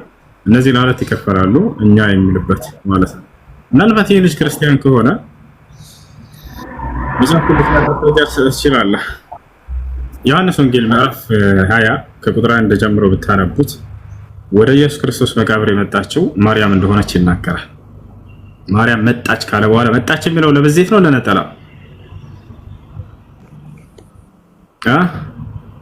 መጣች የሚለው ለብዜት ነው ለነጠላ? መጣች ከሆነ ለነጠላ ይመስለኛል። ለነጠላ አዎ። ወረድ ብላ ግን ራሷን በብዜት ትገልጻለች። እዛው ላይ አንዴ ያሳያችሁ። አንዲት ሆና ሳለች ራሷ በተናጥል ከተገለጸች በኋላ ራሷን ደግሞ እንደገና በብዜት ትገልጻለች። ዮሐንስ ወንጌል ምዕራፍ ይታያል እዚህ ጋር ከሳምንቱም በፊተኛው ቀን መግደላዊት ማርያም ገና ጨለማ ሳለ ወደ ማለዳ ገና ጨለማ ማለዳ ሳለ ወደ መቃብር መጣች። ድንጋዩን ከመቃብሩ ተፈንቅሎ አየች። አየች የሚለውስ በነጠላ ነው ለብዜት? በነጠላ ነው አየች ነው የሚለው። ከዛ ምን እንደምትል ተመልከቱ። እየሮጠችም ወደ ስምዖን ጴጥሮስና ኢየሱስ ሲወደው ወደ ነበረው ወደ ሌላው ደቀ መዛሙር መጥታ የሚለውስ ለስንት ነው? ለነጠላ ነው አይደለ? ነጠላ ነው። አይዋ ጌታን ከመቃብር ወስደውታል፣ ወዴትም እንዳኖሩት አናውቅም አለቻቸው። አናውቅም የሚለውስ? አናውቅም የብዜት ነው። አይዋ ስለዚህ አንድ አካል ብቻውን ሆኖ ሳለ በብዜት ራሱን ይገልጻል ብለህ ይሄን አሳየው። ትክክል። ሹክራን ሀቢቢ።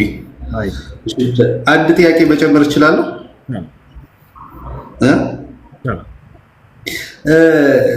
ብዥታ ስለፈጠረብኝ ነው። ይሄ እኔ ስለተበሩክ ወይንም ይሄ ምንድን ነው አሁን ሸፋ ነቢያችን ሰለላሁ ዐለይሂ ወሰለም የቂያም ቀን ሸፋ ይሆናሉ ይላል።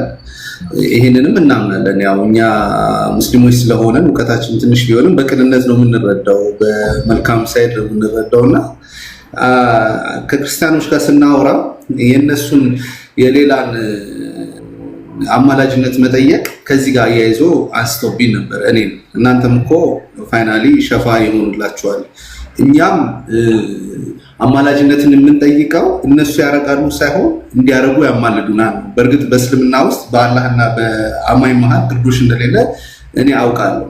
ያ ረሱልም ሸፋ አላህ የሰጣቸው ውስን የሆኑ እውቀቶች አሉኝ። እኔ በዛ ዙሪያ ላይ ዝርዝር ነገር እፈልጋለሁ። ሁለተኛው ነገር ደግሞ ልጠይቅ የፈለኩት ሌላው ከዚህ ጋር ተያይዞ አሁን ዱዓ አድርጉልኝ ማለት በአካል ያለ ሰው አባትን ሊሆን ይችላል፣ እናትን ወይንም ባዳም ሆኖ ሽማግሌን ትልቅ ሰው አርፍትን ዱዓ አድርጉልኝ ብሎ እነሱን መጠየቅ እንዴት ይታያል በኢስላም?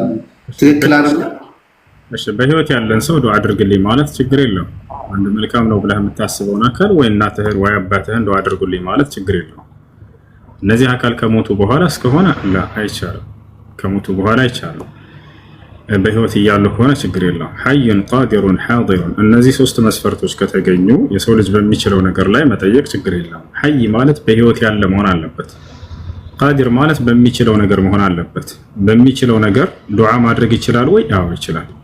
በማይችለው ነገር ብንጠይቀው ሲያንሰው አይቻልም። ለምሳሌ ልጅን ስጠኝ ባክሾች እንዳው ልጅ አጥቼ ነው ይቻላል? ይሄ ላ የቅዲሩ ዐለይሂ ኢለላህ ሱብሓነሁ ወተዓላ ከአላህ በስተቀር ሌላ ማንም አይችልበትም። ዱዓ ማድረግስ ይችላል ወይ? አዎ ይችላል፣ ችግር የለውም። ሁለተኛ ይሄ ነው ቃዲር። ሓዲሩን ሶስተኛ መስፈርት ምንድነው? ያ አካል ከአንተ ጋር እዛው የተገኘ መሆን አለበት። ወይ ዛሬ ላይ ስልክ አለ አልሐምዱሊላህ፣ በስልክ ደውለህ ዱዓ አድርጉልኝ ማለት ትችላለህ። ነገር ግን ይህ አካል የማታገኘው ከሆነ በሌለበት አካባቢ ብቻ ሜዳ ላይ ቆመህ እንዳው ሰዎች ዱዓ አድርጉልኝ ብለህ ልክ እንደሚሰማህ አድርገህ የማይሰማን አካል መጣራት ይሄ ስህተት ነው። እንዳጠቃላይ በህይወት ያለ ሰው አባትና እናትህን በአካል ሄደህ ዱዓ አድርጉልኝ ማለቱ ችግር የለውም። መልካም ነው ብለህ የምታስበውንም ሰው በህይወት እስካለ ድረስ ሄደህ ዱዓ አድርግልኝ ብትለው ችግር የለውም። ለዚህ ማስረጃ አላህ ሱብሓነሁ ወተዓላ በቁርአን ላይ ይናገራል። ወለው አነሁም ظለሙ አንፉሰሁም ጃኡከ ፈስተግፈሩላህ ወስተግፈረ ለሁም ረሱል ለወጀዱላህ ተዋበን ረሒማ ይላል። ነብዩ ሰለላሁ ዐለይሂ ወሰለም በህይወት እያሉ ምን አላቸው አላህ ሱብሓነሁ ወተዓላ? ወለው አነሁም የظለሙ አንፉሰሁም ከእነርሱ አንዳቸው ነፍሳቸውን ቢበድሉ ወይንም ኃጢአትን ቢያደርጉ ጃኡከ ከዚያም ወደ አንተ መጥተው ፈስተግፈሩላህ ወስተግፈረ ለሁም ረሱል አላህን ምህረት ቢማጸኑ ወይንም አንተ ምህረትን ብትማጸንላቸው ለወጀዱላህ ተዋበን ረሒማ አምላክ አላህን ለንስሐቸውን የሚቀበላቸው ተውበታቸውን የሚቀበላቸው ሆኖ ባገኙት ነበረ፣ እሱም አዛኝ ሆኖ ባገኙት ነበር እያለ ይናገራል። ስለዚህ በህይወት እስካሉ ድረስ ነብዩ ሰለላሁ ዐለይሂ ወሰለም ሆኖ ማናቸውንም ሰዎች ሂደህ ዱዓ አድርግልኝ እስትግፋር አድርግልኝ ብሎ መጠየቁ ችግር የለው። አላህ ምህረት እንዲያደርግልኝ ለኃጢአቴን ነው ዱዓ አድርግልኝ፣ አላህ ጸጋ እንዲሰጠኝ ዱዓ አድርግልኝ ችግር የለው። ነገር ግን ቢሹሩጥ الشرط الأول أن يكون حيا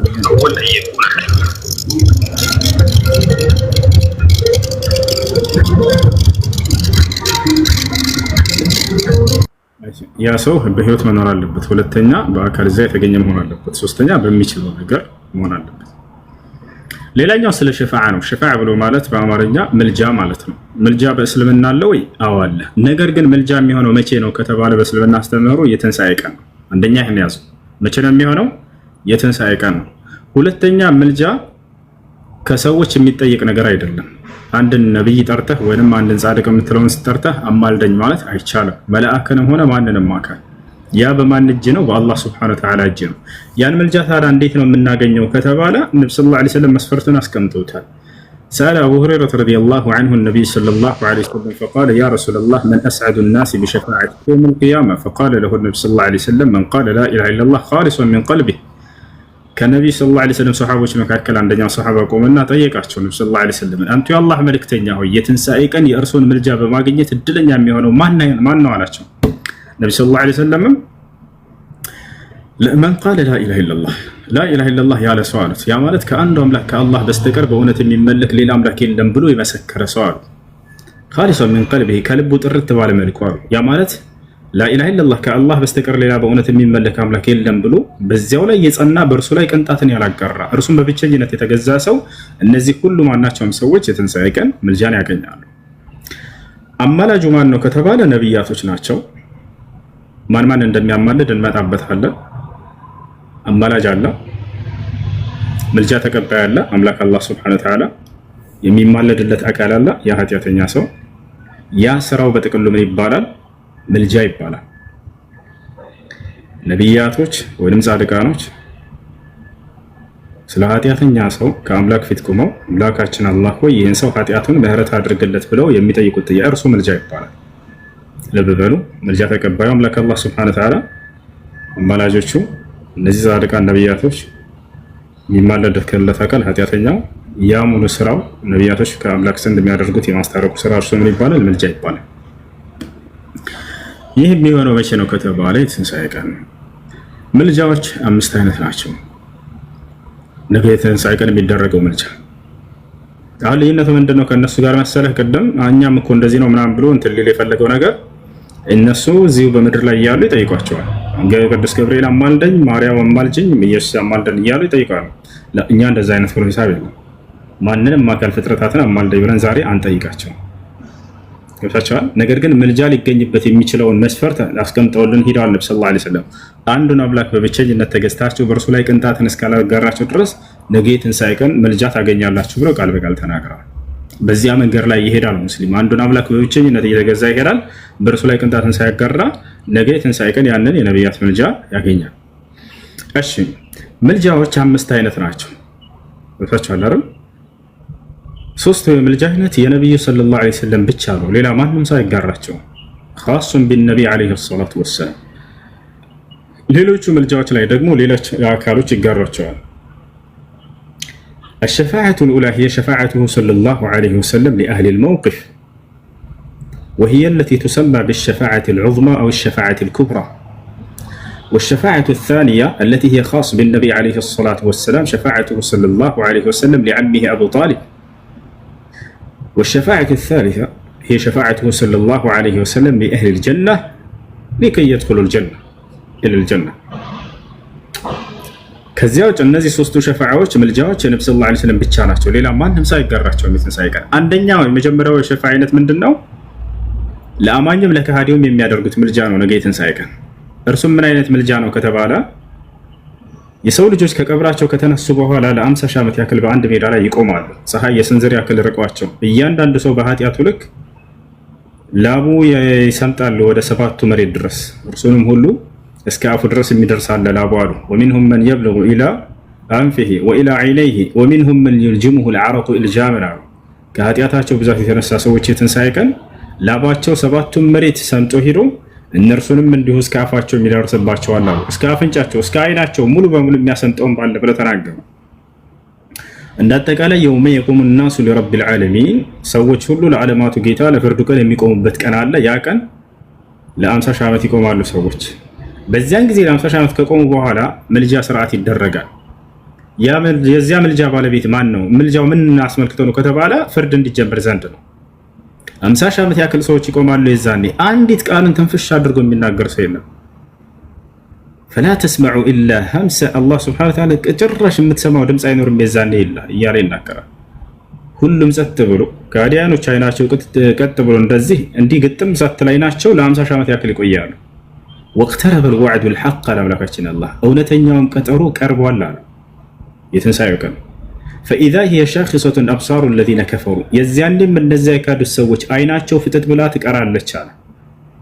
በቃ እንዲህ ዝቅ አይልም አይናቸው ገጠም እንኳን አይልም ከድንጋጤ የተነሳ ምን ይላሉ ያ ወይለና قد كنا في غفلة من هذا ይላሉ ዋጥፋታችን ከዚህ ከከባድ ቀን ለካ ዘንግተን ነበር በምድር ላይ ሳለን ይላሉ አለ በልኩና ዛሊሚን ይሄን ቀን ችላ በማለታችንና በመርሳታችንም በእርግጥም ነፍሳችንን በድለን ነበር ይላሉ ይወቻል ይህ ይሆናል ከዚያ በኋላ ለ50 ሺህ ሰዎች ከቆሙ በኋላ የዛኔ አማኞች የት ነው የሚሆኑት ከተባለ አማኞች የዛኔ አላህ Subhanahu Wa Ta'ala እንግዳዎች ናቸው የት ይሆናሉ ከአርሽ ጥላ ስር ያስተላላቸዋል አላህ Subhanahu Wa Ta'ala በክብር በዙፋን ያስቀምጣቸዋል ያ 50 ሺህ ዓመት የተባለው ጊዜ በእነርሱ ላይ 50 ሺህ ዓመት የሚያልፍ እንዳይመስላችሁ ነብዩ ሰለላሁ ዐለይሂ ወሰለም ተጠየቁ ሐዲስ ላይ እሱ ኢለ ነብዩ ሰለላሁ ዐለይሂ ወሰለም عن مدى موقف المؤمنين يوم القيامة فقال صلى الله عليه وسلم يوم القيامة على المؤمنين كما بين الظهر والعصر ያቺ የትንሳኤዋ ቀን በአማኞች ላይ ከዙሁር እስከ አስር እንዳለችው አጭር ጊዜ ሆና ታልፍላቸዋለች አሉ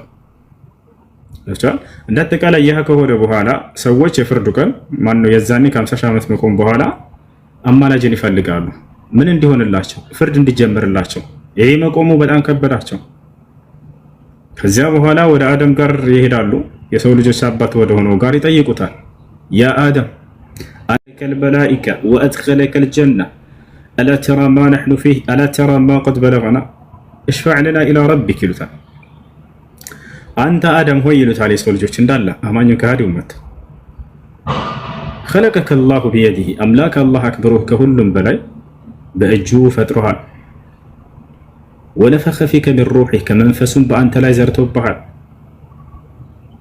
وأسجد لك الملائكة ملائكة لما سجدوا لها وأدخلك الجنة جنة لما اسكبتوها ألا ترى ما نحن فيه إهين هلو درجة وليقلصون عند ما لجلاتهم يطيقوا تابلت إيه هلو درجة لهناك أملاك سنتسطوها لنا ألا ترى ما نحن فيه يالا لبة جنك إنما كرات تايم ألا ترى ما قد بلغنا يدرس بنن جنك تايم من يلوتان اشفع لنا إلى ربك ولقيتاك لنا مال دلن فردس جمر لن يلوتان عدم من إلى التالي إن ربي قد غضب اليوم غضبا لم يغضب قبله مثله ولن يغضب بعده مثله وإني قد نهيت عن أكل تلك الشجرة فأكلت نفسي نفسي نفسي اذهبوا إلى غيري فيقولون له إلى من نذهب فيقول اذهبوا إلى نوح فيذهبون إلى نوح إنه زاري قيتاي كبار قطان تقطتوال إلى الآدم كذب في التقطتوت يما يوقعون ولا في تملك قطا يما يتشلون كبار قطان يتقطا እኔ ደግሞ እንደምታውቁት ያችን የዛፍ ፍሬ እንዳትበላ ተብዬ በልቻለሁኝ ምንም እንኳን አላህ ቢምርለት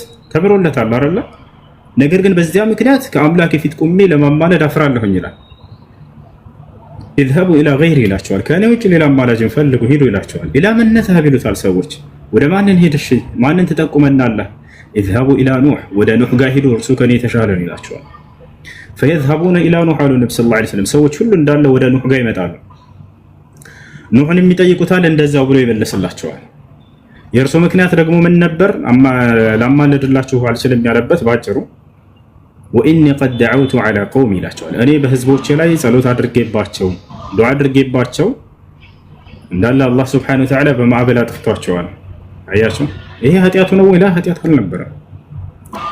አልነበረም ሐቅ አለው አላህ Subhanahu Wa Ta'ala ዱዓውን ተቀብሎታል ያን እንኳን መታገስ ነበረብኝ ዛሬ ከጌታዬ ፊት ቁሜ ላማለድላችሁ አልችልም ሌላ ሰው ፈልጉ ይላቸዋል ኢላ من نذهب ይሉታል እሱን ወደ ማን እንሄድ ወደ ኢብራሂም ጋር ሄዱ ይላቸዋል ኢብራሂም ጋር ሰዎች ይመጣሉ አሁንም ኢብራሂም ምክንያቱን ይናገርና ላማለድላችሁ አልችልም ይላቸዋል ወዴት እንድልታል ወደ ሙሳ ጋር ሄዱ ይላቸዋል ሰዎች ወደ ሙሳ ጋር ይመጣሉ ሙሳንም ይጠይቁታል እርሱም ምን ያልችልም ሌላ አማላጅ ፈልጉ ይላቸዋል ወደ ማን እንሄድ ወደ ኢሳ ወደ መሲሁ ጋር ሄዱ ይላቸዋል ሰዎች ሁሉ እንዳለ ወደ መሲሁ ይመጣሉ አሉ ነብዩ ሰለላሁ ዐለይሂ ወሰለም መሲሁን ይመጣሉ ይጠይቁታል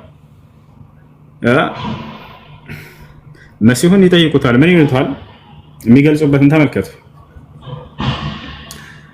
ያ ዒሳ ይሉታል አንተ ዒሳ ሆይ አንተ ከሊመቱላሂ አንተ ሩሑላሂ ወከሊመቱሁ አልቃሃ ኢላ መርየም አንተ አምላክ አላህ በቃሉ ያስገኘህ ነህ ይሉታል ክብራቸውን እየገለጹ ነው ነብያቶችን የሚጠይቋቸው የዛኔ ሰው ልጆች አደምን ያሉትን ሰምታችኋልና ኢብራሂምን ምን ነበር የሚሉት አንተ ኸሊሉላህ አንተ የአላህ ቅርብ ወዳጅ ተደርገህ ተመርጠሃል ይሉታል አላህ በቁርአን ላይ ወተኸዘላሁ ኢብራሂም ኸሊላ እንዳለ መሲሁ ደግሞ በምን ተለይቷል ከነብያቶች አምላክ አላህ Subhanahu Wa Ta'ala እንደማንኛውም ሰው በወንድ ልጅ ዘር ፈሳሽ ሳይሆን የፈጠረው በቃሉና በመንፈሱ ነው ያስገኘው አንተ በአላህ ቃል የተገኘህ ነህ በአላህ መንፈስ የተገኘህ ነህ አሉት። በዚህ መልኩ የተገኛለው ወይ ከተባለ አደም ብቻ ነው በዚህ መልኩ የተገኘው። አደምን አላህ በወንድ ዘር ፈሳሽ እንዲፈጠር አላደረገም። ከጭቃ ሰራውና በቃሉ ሰው ሁን አለው። ልክ እንዲሁ ደግሞ ከመንፈሱም ዘራበት ይላል ቁርአን። መሲሁንም ልክ እንዲሁ ወንድ ሳይገናኛት ማርያምን በቃሉ ሰው ሁን አለው። ልክ እንዲሁ ከመንፈሱ ዘራበት። ልክ አደምና ዒሳ የተፈጠሩት በአንድ መንገድ ነው። የተፈጠሩበት የተገኙበት ቁስ ቢለያይም መሲሁ ከሴት ልጅ ማህፀን ነው የተገኘው ከድንግል ማርያም፣ አደም ደግሞ ከአፈር ነው የተገኘው። ሁለቱም ግን በቃልና በመንፈስ በሚለው መንገድ አንድ ናቸው። ታቻለ አይደል? ከዚያ በኋላ ምን ሆነ? ዒሳን ይጠይቁታል። አንተ ከሊመቱላህ፣ አንተ በአላህ ቃል የተገኘህ ነህ፣ ወሩህ ሚንሁ ከእርሱም በሆነ መንፈስ የተገኘህ ነህ። አላ ተራ ማ ነሕኑ ፊህ፣ ያለንበትን ጭንቅ አታይምን? አላ ተራ ማ ቀድ በለገና የደረሰብንን መከራ አታይም? እሽፈዕ ለና ኢላ ረቢክ ይሉታል። ወደ ጌታ ሂድና አማልድልን ይሉታል። ታዲያ የመሲሁ ምክንያት ምን የሚሆን ይመስላችኋል? መሲሁ ምክንያቱ ምን የሚሆን ይመስላችኋል? ምን ይላቸዋል ዒሳ? ኢነ ረቢ ቀድ ገዲበ ልየውመ ገደበን ለም የግደብ ቀብለሁ ሚስለሁ ወለን የግደበ ባዕደሁ ሚስለሁ ይላቸዋል። ጌታዬ ዛሬ ከባድ ቁጣን የተቆጣው፣ ከዚህ በፊት እንዲህ አይነትን ቁጣ ተቆጥቶ አያውቅም፣ ወደፊትም እንዲህ አይነትን ቁጣ ይቆጣል ይላቸዋል። ወኢኒ ቀድ ዑቢድቱ ሚን ዱኒላህ ይላል። ይሄ ነው ምክንያቱ። እኔ ደግሞ በምድር ላይ ስመለክ ነበር ይላቸዋል። እኔ በምድር ላይ እንደ አምላክ ተደርጌ ስመለክ ነበር። ኢዝሀቡ ኢላ ገይሪ ነፍሲ ነፍሲ ነፍሲ ይላቸዋል። ዛሬ ስለ ነፍሴ ነው የማስበው፣ ስለ እናንተ አይደለም። ኢዝሀቡ ኢላ ገይሪ፣ ከኔ ውጭ ሌላ አማላጅን ፈልጉ ይላቸዋል። ኢላ መን ነዝሀብ ይሉታል ሰዎች፣ ወደ ማንን ሂድ ይሉታል። ኢዝሀቡ ኢላ ሙሐመድን ሰለላሁ ዐለይሂ ወሰለም ይላቸዋል። ወደ ሙሐመድ ሰለላሁ ዐለይሂ ወሰለም ጋር ሂዱ ይላቸዋል። ከዚያ ነብዩ ሰለላሁ ዐለይሂ ወሰለም ምን አሉ? ፈየእቱነኒ አሉ፣ የዛኔም ትውልድ ሁሉ ወደ እኔ ይመጣል አሉ። አማኝም ከሃዲም ከአዳም ጀምሮ እስከ ዓለም ፍጻሜ ድረስ የተፈጠረ ሰው ሁሉ ከፊታቸው ይመጣል። ፈየቁሉነ ሊ፣ ለእኔም እንዲህ ይሉኛል አሉ፣ ያ ሙሐመድ፣ አንተ ሙሐመድ ሆይ አንተ ኸሊሉላህ፣ አንተ አላህ ከሁሉም ፍጥረት በላይ የቅርብ ወዳጅ አድርጎ የያዘህ ነህ ይሏቸዋል። አላህ ከፈጠረው ፍጥረት ሁሉ ከመላእክም ከሰውም ከጅንም ከሁሉም በላይ አብልጦ የወደደው ነብዩ ሰለላሁ ዐለይሂ ወሰለም ነው። ይሄን ቃል በቃል ሐዲስም ላይ ተናግረዋል። እንዲሁ የትንሣኤ ቀንም ሰዎች ይናገራሉ። ይህ ነው የዒሳ ምክንያት ምን ነበር? ወኢኒ ቀድ ዑቢድቱ ሚን ዱኒላህ የሚለው ነው ስናገር ነበር። እኔ ከአምላክ ውጭ ስመለክ ነበር፣ አምላክ ተደርጌ ሲያመልኩ ነበር ሰዎች ብሎ ይናገራል። ይህ ነው። እሺ ከዚያ በኋላ ምን ይሆናል? ሰዎች ይመጡና ነብዩ ሰለላሁ ዐለይሂ ወሰለም ሲጠይቋቸው አንተ ኸሊሉላህ ይሏቸዋል። አንተ አላህ የቅርብ ወዳጅ አድርጎ የያዘህ ነህ። ወኻተሙል አንቢያ፣ የነቢያትም ሁሉ መደምደሚያና መጨረሻ አድርጎሃል። እሽፋዕ ለና ኢላ ረቢክ፣ ወደ ጌታ ሂድና ማልደን ይሏቸዋል። አላ ተራ ማ ነሕኑ ፊህ፣ ያለንበትን ጭንቅ አታይም? አላ ተራ ማ ቀድ በለገና፣ የደረሰብንን መከራ አታይም ይሏቸዋል።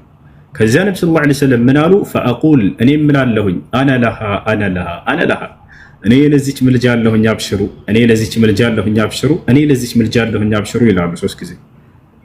ይህን ምልጃ ለአማኙም ለካሃዲም ነው የሚያደርጉት ነብዩ ሰለላሁ ዐለይሂ ወሰለም። ምልጃውን ፍርድ እንዲጀምር ነው ከአምላክ ከአላህ ሱብሓነሁ ወተዓላ ዘንድ። ثم انطلق اتي الى تحت العرش واقع ساجدا لربي አሉ። ከዚያም ይሄዳለሁኝ አሉ። ማንም ያልደፈረውን ቦታ እርሳቸው ይሄዳሉ። አንዲት የዛን አንዲት እርምጃ የሚራመድ የለም ያለ አምላክ አላህ ሱብሓነሁ ወተዓላ ትእዛዝ። ነብዩ ሰለላሁ ዐለይሂ ወሰለም ይሄን ነገር ሲመጣላቸው ጊዜ ምልጃ አድርጉልን ሲሏቸው ጊዜ ፈአንጠሊቁ ኢላ ተሕት العرش واقع ساجدا لربي፣ ወደ አርሽ ስር ሄድና ለጌታዬ ለአምላኬ ለአላህ ስጁድ ወርዳለሁኝ አሉ። ተመልከቱ ስርዓታቸው። ሄደው ጌታዬ እባክህ አማልድላችሁ አይደለም የሚሉት፣ መጀመሪያ ሄደው ለእርሱ ስጁድ ይወድቃሉ። ወአቀዑ ሳጅደን ሊረቢ፣ ለጌታዬ ሰጋጅ ሁኜ ወድቃለሁ በግንባሬ አሉ። ፈየፍተሑ ላሁ ዐለየ ሚን መሐሚዲሂ ማ ለም የፍተሑ ዐለየ ሚን ቀብል አሉ። ከዚህ በፊት ያላሳወቀኝን የውዳሴና የምስጋና ቃላትንም የዛኔ ይከፍትልኛል ያሳውቀኛል አሉ። ፈአሕመድሁ ወኡስኒ ዐለይህ አሉ። እኔም ለረጅም ሰዓት አመሰግነዋለሁኝ አወድሰዋለሁኝ አሉ። ከዚያም በኋላ መልጃን እጠይቀዋለሁኝ፣ ፍርድን እንድጀምር ለምነዋለሁኝ አሉ። ፈየቁል፣ ከዚያም እንዲህ ይለኛል አሉ፣ ያ ሙሐመድ ሙሐመድ ሆይ እርፈዕ ረእሰክ፣ ራስህን አንሳ ከስጁድ በቃ፣ ወሰል ቱዕጣ፣ የፈለግከውን ጠይቅ ትሰጣለህ፣ ወሽፈዕ ቱሸፋዕ፣ አማልድ ከእኔ ፊት መልጃህም ተቀባይ ነው ይላቸዋል። አማልድ መልጃህ ተቀባይ ነው ይላቸዋል። ነብዩ ሰለላሁ ዐለይሂ ወሰለም 3 ትእዛዝ ይሰማሉ። አንደኛ ራስህን አንሳ፣ ራሳቸውን ያነሳሉ። ሁለተኛ የምትፈልገውን ጠይቀኝ ዛሬ ልስጥህ ይላቸዋል። ነብዩ ሰለላሁ ዐለይሂ ወሰለም ምን አሉ? ፈአቁሉ ያ ረቢ ኡመቲ ኡመቲ ኡመቲ 3 ጊዜ ምን ይላሉ? አምላክ ያላህ ሆይ የምትፈልገውን ጠይቅ ብለኸኛል፣ እኔ የምጠይቀህ ስለ ትውልዶቼ ነው ይላሉ። ይሄ ነው እውነተኛ ፍቅር። ትክክለኛ ፍቅር በደስታህ ጊዜ ከጎንህ የቆመ ሰው አይደለም። በጭንቅህና በመከራህ ጊዜ ከጎንህ የቆመ ሰው ነው። የጭንቅን ሁሉ ጭንቅ የትንሣኤው ጭንቅ ነው። ከዚያ በላይ ጭንቅ የለም። ይወታቸዋል። የዛን ጊዜ ስለምትፈልገውን ጠይቅ ሲባሉ ጊዜ ጌታዬ ሆይ ስለ ትውልዶቼ ነው የምጠይቅህ ብለው ይጠይቁታል። ኡመቲ ኡመቲ ኡመቲ ይሉታል 3 ጊዜ። ሙሐመድ ሆይ ይላቸዋል አላህ ሱብሓነሁ ወተዓላ አድኺል ሚን ኡመቲከ 70,000 ቢገይሪ ሒሳብን ወላ ዒቃብ ኢለል ጀና ይላቸዋል። ሙሐመድ ሆይ ከትውልድህ ጀነት እነዚህን አስገባ ብሎ ያዛቸዋል። ፈአኹዙኩም ወኡድኺልኩም አልጀና ብለው ቃል በቃል በሌላ ሐዲስ ላይ ይናገራሉ። እኔም የዛኔ ከዚያ በኋላ እየያዝኩኝ ወደ ጀነት አስገባቸዋለሁኝ አሉ። ወደ ጀነት ማስገባታቸው የአምላክነት መገለጫ ነው ወይ? አይደለም፣ በፍጹም። በአምላክ ትእዛዝ ነው ይሄን የሚያደርጉት። አንድ ነብይ በአምላክ ትእዛዝ እኔ ወደ ገነት እናስገባቸዋለሁ ብሎ ቢናገር የአምላክነት መገለጫ አይደለም። አምላክ ስልጣን ከሰጣቸው ለነብያቶች የትኛውንም ድርጊት ቢያደርጉ አምላክን በስልጣኑ ተጋርተውታል ማለት አይደለም። ያን ሰጥቷቸው ነው የሚያደርጉት። ነብያችን ሰለላሁ ዐለይሂ ወሰለም ከዚያ በኋላ ምን ይላሉ? ኢሳና ኢየሱስ አንድ ናቸው። አንድ ናቸው። እሺ ከዚያ በኋላ ወሽፈዕ ቱሸፈዕ ተብለዋል። አማልድ ምልጃህ ተቀባይ ነው ይላቸዋል። ከዚያም በኋላ አምላክ ያላህ ሆይ ለፍጥረት ሁሉ ፍርድን ጀምርላቸው ይላሉ። የዛኔ ይጀመራል። ከዚያ በፊት ግን ትውልድ ሁሉ መጥቶ ያመሰግናቸዋል። አማኝም ከሃዲውም አላህ ይሄን በቁርአን ላይ ቃል ገብቷል። ሱረቱል ኢስራእ ላይ ወሚነል ለይሊ ፈተሐጀድ ቢሂ ናፊለተን ለክ ዐሳ አን የብዐሰከ ረቡከ መቃመን መሕሙዳ ይላል። አንተ የምትመሰገንበትንም ስፍራ ላስነሳህ ቃል ገብቼልሃለሁ ብሏቸዋል። ፈየሕመዱሁ አልኸላኢቅ የውመል ቂያማ ለዑለሞች ፍጥረት ሁሉ የትንሣኤ ቀን ያመሰግናቸዋል። አማኝም ከሃዲውም ሁሉ ለምን? ከዛ ከጭንቅና ከመከራ ማንም ነቢይ መጥቶ ማልዶ ያልገለገላቸውን እርሳቸው ስለሚገላግሏቸው ፍርድን ስለሚያስጀምሩላቸው ወረበል ከዕባ በጌታ በአላህ ስም እላለሁኝ አማኝም ከሃዲውም ቆሞ ነው የሚያመሰግናቸው። የዛኔ ሙሐመድ የተባሉትን በከንቱ አይደለም ስማቸው። ሙሐመድ ማለት ምስጉኑ ማለት ነው። ፍጥረት ሁሉ ስለሚያመሰግናቸው የትንሣኤ ቀን ይህ የመጀመሪያው ትልቁ ምልጃ ነው። ስለዚህ በዚህ ምልጃ ላይ ሁሉም ነቢያት እንደማይችሉና ነብዩ ሰለላሁ ዐለይሂ ወሰለም እንደሆኑ የሚያማልዱት ይናገራሉ፣ እርሳቸው ያማልዳሉ። ሁለተኛው የምልጃ አይነት ምንድነው? የትንሣኤ ቀን የሚካሄደው ሸፋዓቱሁ ሰለላሁ ዐለይሂ ወሰለም ለአህሊል ጀና ነብዩ መሐመድ ሰለላሁ ዐለይሂ ወሰለም ለጀነት ሰዎች የሚያደርጉት ምልጃ ምንድነው? እሱም ከፍርዱ ቀን በኋላ ሰዎች እንደየስራቸው እንደምነታቸው ከሃዲያኖች ወደ ገሃነም አማኞች ወደ ገነት እንዲገቡ ከተወሰነ በኋላ ሰው ዝም ብሎ ሄዶ ገነት ዘው ብሎ የሚገባበት ዓለም አይደለም። ይፈቻል አይደል? ዘው ብሎ የሚገባበት አይደለም። ሄዶ ገነትን የሚያስከፍት አካል ያስፈልጋል። አሁንም የገነት ሰዎች አደምን አስከፍተልን ገነት ይሉታል። ላ ኑህ ጋር ሄዱ ይላቸዋል። ኑህም ልክ እንዲሁ ይጠይቃል፣ ወደ አብርሃም ጋር ሄዱ ይላቸዋል። አብርሃም ይጠይቃል፣ ወደ ሙሴ ጋር ሄዱ ይላቸዋል። ሙሴ ከዚያ ወደ ዒሳ ጋር ሄዱ ይባላል። ዒሳ ሲጠየቅ ወደ ሙሐመድ ጋር ሄዱ ይላል። አሁንም የገነትን በር እርሳቸው ናቸው የሚያስከፍቱት። ነብዩ ሰለላሁ ዐለይሂ ወሰለም ሐዲስ ላይ ቃል በቃል ሙስሊም ላይ በተዘገበ ሐዲስ ላይ ምን አሉ? አቲ ኢላ ባቢል ጀነቲ የውመል ቂያመቲ ፈአስተፍቲሕ ፈየቁሉ አልኻዚን መን አንት ፈአቁል አነ ሙሐመድ ፈየቁል ኡሚርቱ አላ አፍተሐ ሊአሐድን ቀብለከ ያ ሙሐመድ ثم يفتح لي فأكون أول من يدخلها። የትንሣኤ ቀን ወደ ገነት በር ሄዳለሁ አሉ ነብዩ ሰለላሁ ዐለይሂ ወሰለም። ወደ ገነት በር ሄዳለሁ ፈአስተፍቲሕ አሉ ቃል በቃል እኔም የገነትን በር አስከፍታታለሁኝ አሉ። ገነት ያለ ነብዩ መሐመድ ሰለላሁ ዐለይሂ ወሰለም አትከፈትም። ይሄን የሚመሰክረው ማን ነው ከተባለ ራሱ መሲሁ ነው። የትንሣኤ ቀን ገነትን አስከፍትልን በሚባል ጊዜ ሙሐመድ ነው የሚያስከፍትላችሁ ሂዱ ብሎ ሰዎችን ወደ እርሳቸው ይጠቁማቸዋል። ከዚያ በኋላ ነብዩ ሰለላሁ ዐለይሂ ወሰለም ወደ ገነት በር ሄዱና ያስከፍታሉ። ጠባቂ መልአክ አለው ገነት፣ ዝም ብሎ አይደለም። ያ መልአክ ምን ይላል? መን አንት ይላል። ማነህ አንተ ብሎ ይጠይቃል። ፈአቁል አነ ሙሐመድ እኔ ሙሐመድ ነኝ ይለዋለሁኝ። መልአኩም ምን ይላል? ኡሚርቱ አላ አፍተሐ ሊአሐድን ቀብለከ ያ ሙሐመድ ሙሐመድ ሆይ ከአንተ በፊት ለአንድም ለሌላ እንዳልከፍት ታዝዤ አንተን እየጠበቅኩ ነው ብሎ ይናገራቸዋል። ገነት ከተፈጠረችበት ጊዜ አንስቶ ይህ መልአክ እርሳቸውን እየጠበቀ ይገኛል። እስካሁን ሙሐመድ መጥቶ እስኪያስከፍትህ ድረስ ለማንም እንዳትከፍት ተብሎ ታዘው እየጠበቀ ይገኛል። ከዚያ ነብዩ ሰለላሁ ዐለይሂ ወሰለም የመጀመሪያ ገነት ገቢዎቹ እርሳቸው እንደሆኑ ተናገሩ። አነ አወሉ መን የድኹሉል ጀና ወልቂያማ አሉ። የትንሣኤ ቀን መጀመሪያ ወደ ገነት የምገባው እኔ ነኝ አሉ። ከዚያስ ተከትሎ ማን ነው የሚገባው? የእርሳቸው ትውልድ ነው። ሐዲስ ላይ ነብዩ ሰለላሁ ዐለይሂ ወሰለም ሲናገሩ ብላሉ ነሕኑ አልአኺሩነ አሳቢቁን አሉ። እኛ ኋለኞቹና ፊተኞቹ ነን አሉ። ኋለኞቹና ፊተኞቹ ነን። እታችሁ ከሆነ መጽሐፍ ቅዱስ ላይ ኢየሱስ ክርስቶስ ወደ ገነት የሚገቡ ሰዎችን ከተናገረ በኋላ ነገር ግን ኋለኞች ፊተኞች ይሆናሉ ብሎ ተናግሯል። ነብዩ ሰለላሁ ዐለይሂ ወሰለም ይሄን መጽሐፍ ቅዱስ አላነበቡት፣ ግን ቃል በቃል ብናሉ እኛ ነን ኋለኞቹና ፊተኞቹ አሉ። ምን ማለት ነው ኋለኞቹና ፊተኞቹ ማለት? ከትውልድ ሁሉ ኋላ የመጡት ነብዩ ሰለላሁ ዐለይሂ ወሰለምና ትውልዶቻቸው ናቸው። ከኛ በፊት ነብያትና ትውልዶቻቸው አልፈዋል።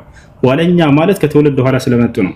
ፊተኞቹ ማለት ደግሞ የትንሣኤ ቀን ከፊት ከትውልድ ሁሉ ፊት ገነት የሚገቡት እርሳቸውና ትውልዳቸው ስለሆኑ ነው። በሌላ ሐዲስ ላይ ራሳቸው ተናግረውታል። ነሕኑ አልአኺሩን አሳቢቁን፣ እኛ ኋለኞቹና ፊተኞቹ ነን ብለው ተናገሩ። ይሄን ይመስላል። ይሄ ሁለተኛ የመልጃ አይነት ነው። የገነት ሰዎች ገነት ተከፍቶላቸው እንዲገቡ የሚደረገው በነብዩ ሰለላሁ ዐለይሂ ወሰለም ነው።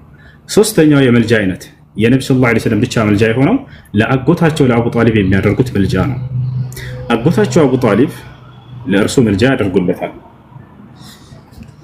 ከሃዲያኖች ከገሃነም እንዲወጡ ወደ ገነት እንዲገቡ ለማድረግ ይሄን መልጃ ለማንም አልሰጠም አምላክ አላህ ሱብሓነሁ ወተዓላ። ገዛቻለራ ከሃዲያኖች ከገሃነም እንዲወጡ ወደ ገነት እንዲገቡ መልጃ ማድረግ አይቻልም፣ የላቸውም። አላህ ይህን ቃል በቃል በቁርአን ላይ ተናግሯል። ፈማ ተንፈዑሁም ሸፋዓቱ ሻፊዒን ይላል። የአማላጆች መልጃ ፍጹም አይጠቅማቸውም፣ አይፈቀድም ለከሃዲያን ማለት።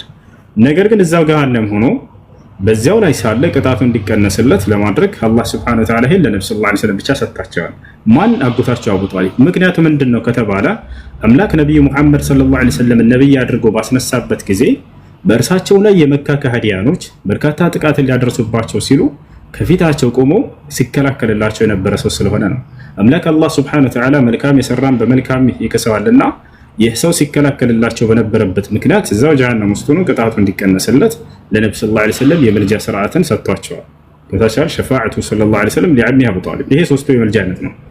ሌሎች የመልጃ አይነቶች ማን ማን ያማልዳሉ ከተባለ የዛኔ የትንሣኤ ቀን ሁሉም ነብያት ለየትውልዱ ያማልዳል። ወልአንቢያ የሽፈዑን የውመል ቂያማ አሉ ነብዩ ሰለላሁ ዐለይሂ ወሰለም። ነብያት የትንሣኤ ቀን ያማልዳሉ። አብርሃም ለትውልዱ ያማልዳል። ከትውልዱ ላመኑት ሰዎች ኃጢአታቸው ለበዛባቸው ሰዎች ማለት ነው።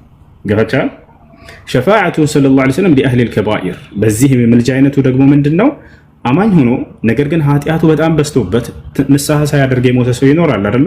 ዛሬ ነገ ንስሐ አደርጋለሁ እያለ ይህ ሰው የትንሣኤ ቀን አላህ ሱብሓነሁ ወተዓላ መልጃን ከነብያቶች ያሰጠዋል። ነብያቶች መጥተው ከአምላክ ፊት እንዲያማልዱለት ያደርጋል።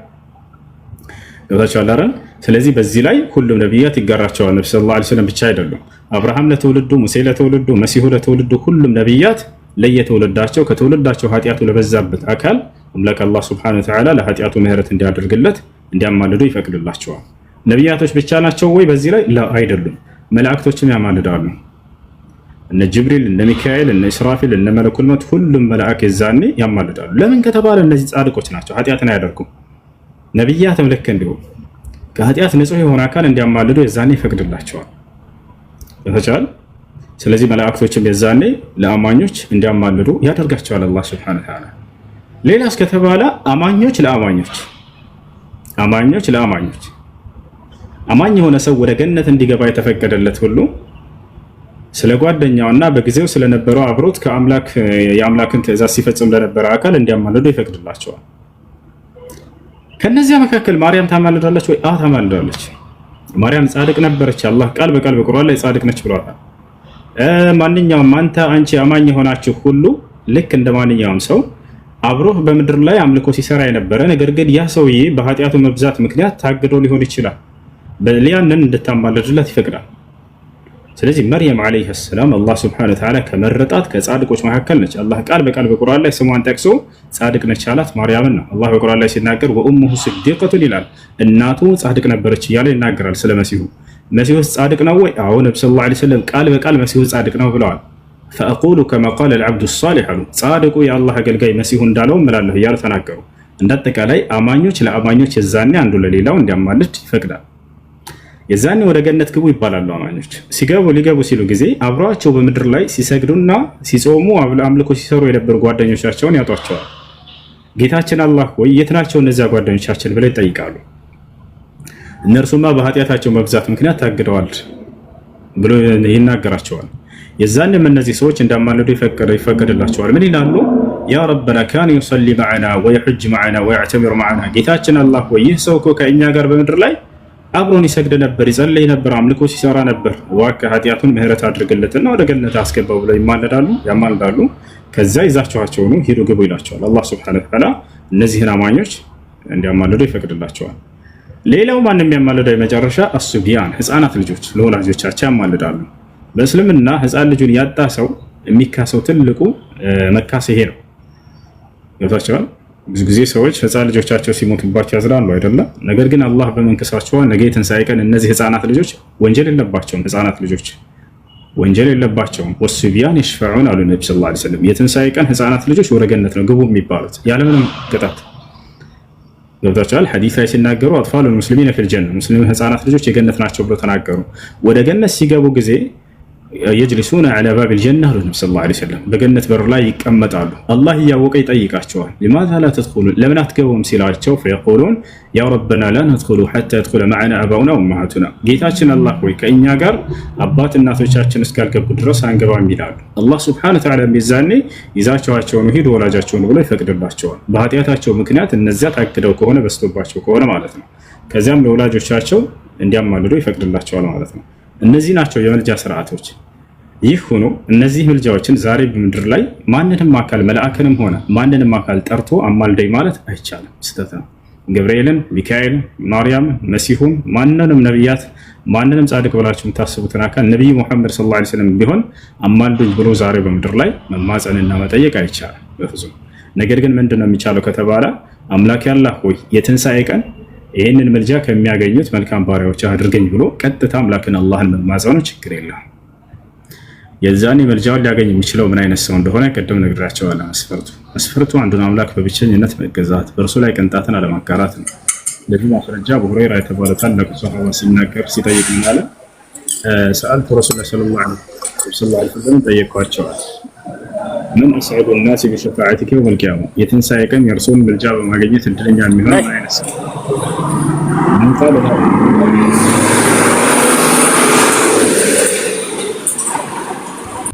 እሺ ይህ ነው ጥያቄ ያለ ከተ ሰላም አለይኩም ወራህመቱላሂ ወበረካቱ። አለይኩም ሰላም።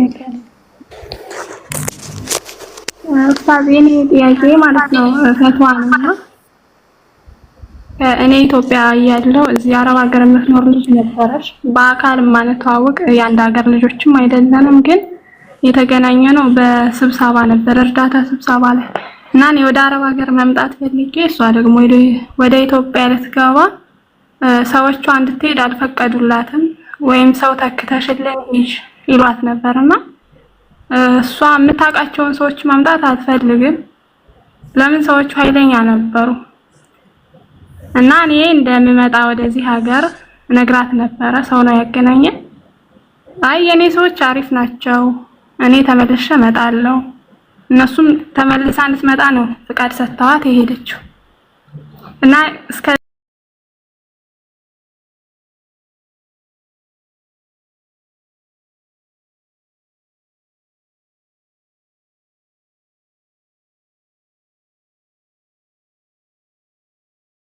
እሷ ተሳፈረች። ልክ ፕሌን ውስጥ ሆና በቃ አብሽሪ ሁሉንም ነገር ሰብር ካደረግሽ ማለፍ ትችያለሽ አለችኝና ከዛ በኋላ ስልኳን ዘጋሽ ልጅቱ ማለት ነው። እና እኔም ሴትዮዋ ልክ ኢጃዛዋ ጨርሳ አልመጣ ስትል ልጅቱ ለምንድነው የማትመጣው አለሽኝ። አሰሬ ማለት ነው። እኔ አላወኩም አልኳት። አትተዋወቁም እንዴ አለሽኝ። አይ ያው አንድ ኢትዮጵያ ነን ግን በአካል አንተዋወቅም አልኳት። ብዙ አረበኛ አልችልም ነበር። እዛ ሴትዮዋ በጣም ትበሳጫለሽ ምናምን ነገር በኋላ ትነግርናለሽ። ታሪካቸውን ጥያቄ ላይ ጠይቅ። ሰላም አለይኩም። ሰላም ወራህመቱላሂ ወበረካቱ። ተሻለ እንዴት ነህ? አልሐምዱሊላህ አልሐምዱሊላህ። ሁለት ጥያቄ አለኝ፣ አጭር ናቸው። የመጀመሪያው ለሰላት ወራዊ መጥቶ በአንድ ቀን አልመጣም፣ ከዛ በኋላ ቆመና የዛን ቀን ሰላት አልሰገድኩም። ሻወር ከወሰድኩ በኋላ የሚቀጥለው ቀን ደብል አድርጌ መስገድ እችላለሁ? ላይክ 12 ዙሁር 2 ያርባ አይ ምክንያት ያለፈሽና በወር አበባ ምክንያት ኖ በለት ታየኝና ከዛ አንድ ቀን ነው ላይክ it didn't happen እሺ በዚያን ጊዜ ሀይድ የለም ነበር። ንጹህ ሆነሽ ሳትሰግጂ አሳለፍኩ አንድ ቀን የሚቀጥለው በንጋታው ላይ በሚቀጥለው ቀን ሁለት እያረኩ ብዙ ስለሚሆንብኝ መስገድ ይቻላል? ይቻላል? አንዱን የቀኑን ዋጅብ ከሰገድሽ በኋላ ከዚያ ያለፈውን በቀዷ መልክ ከዚያ ሰላት በኋላ እንደገና መልሰሽ በመስገድ መከከስ ትችላለሽ። ኦኬ። የሁለተኛው ጥያቄ ደግሞ ጀነባ ሲደረግ በውሃ ብቻ ማድረግ ይቻላል? አንዳንድ ሹሩባ ምናምን ተሰርቼ ስለምናል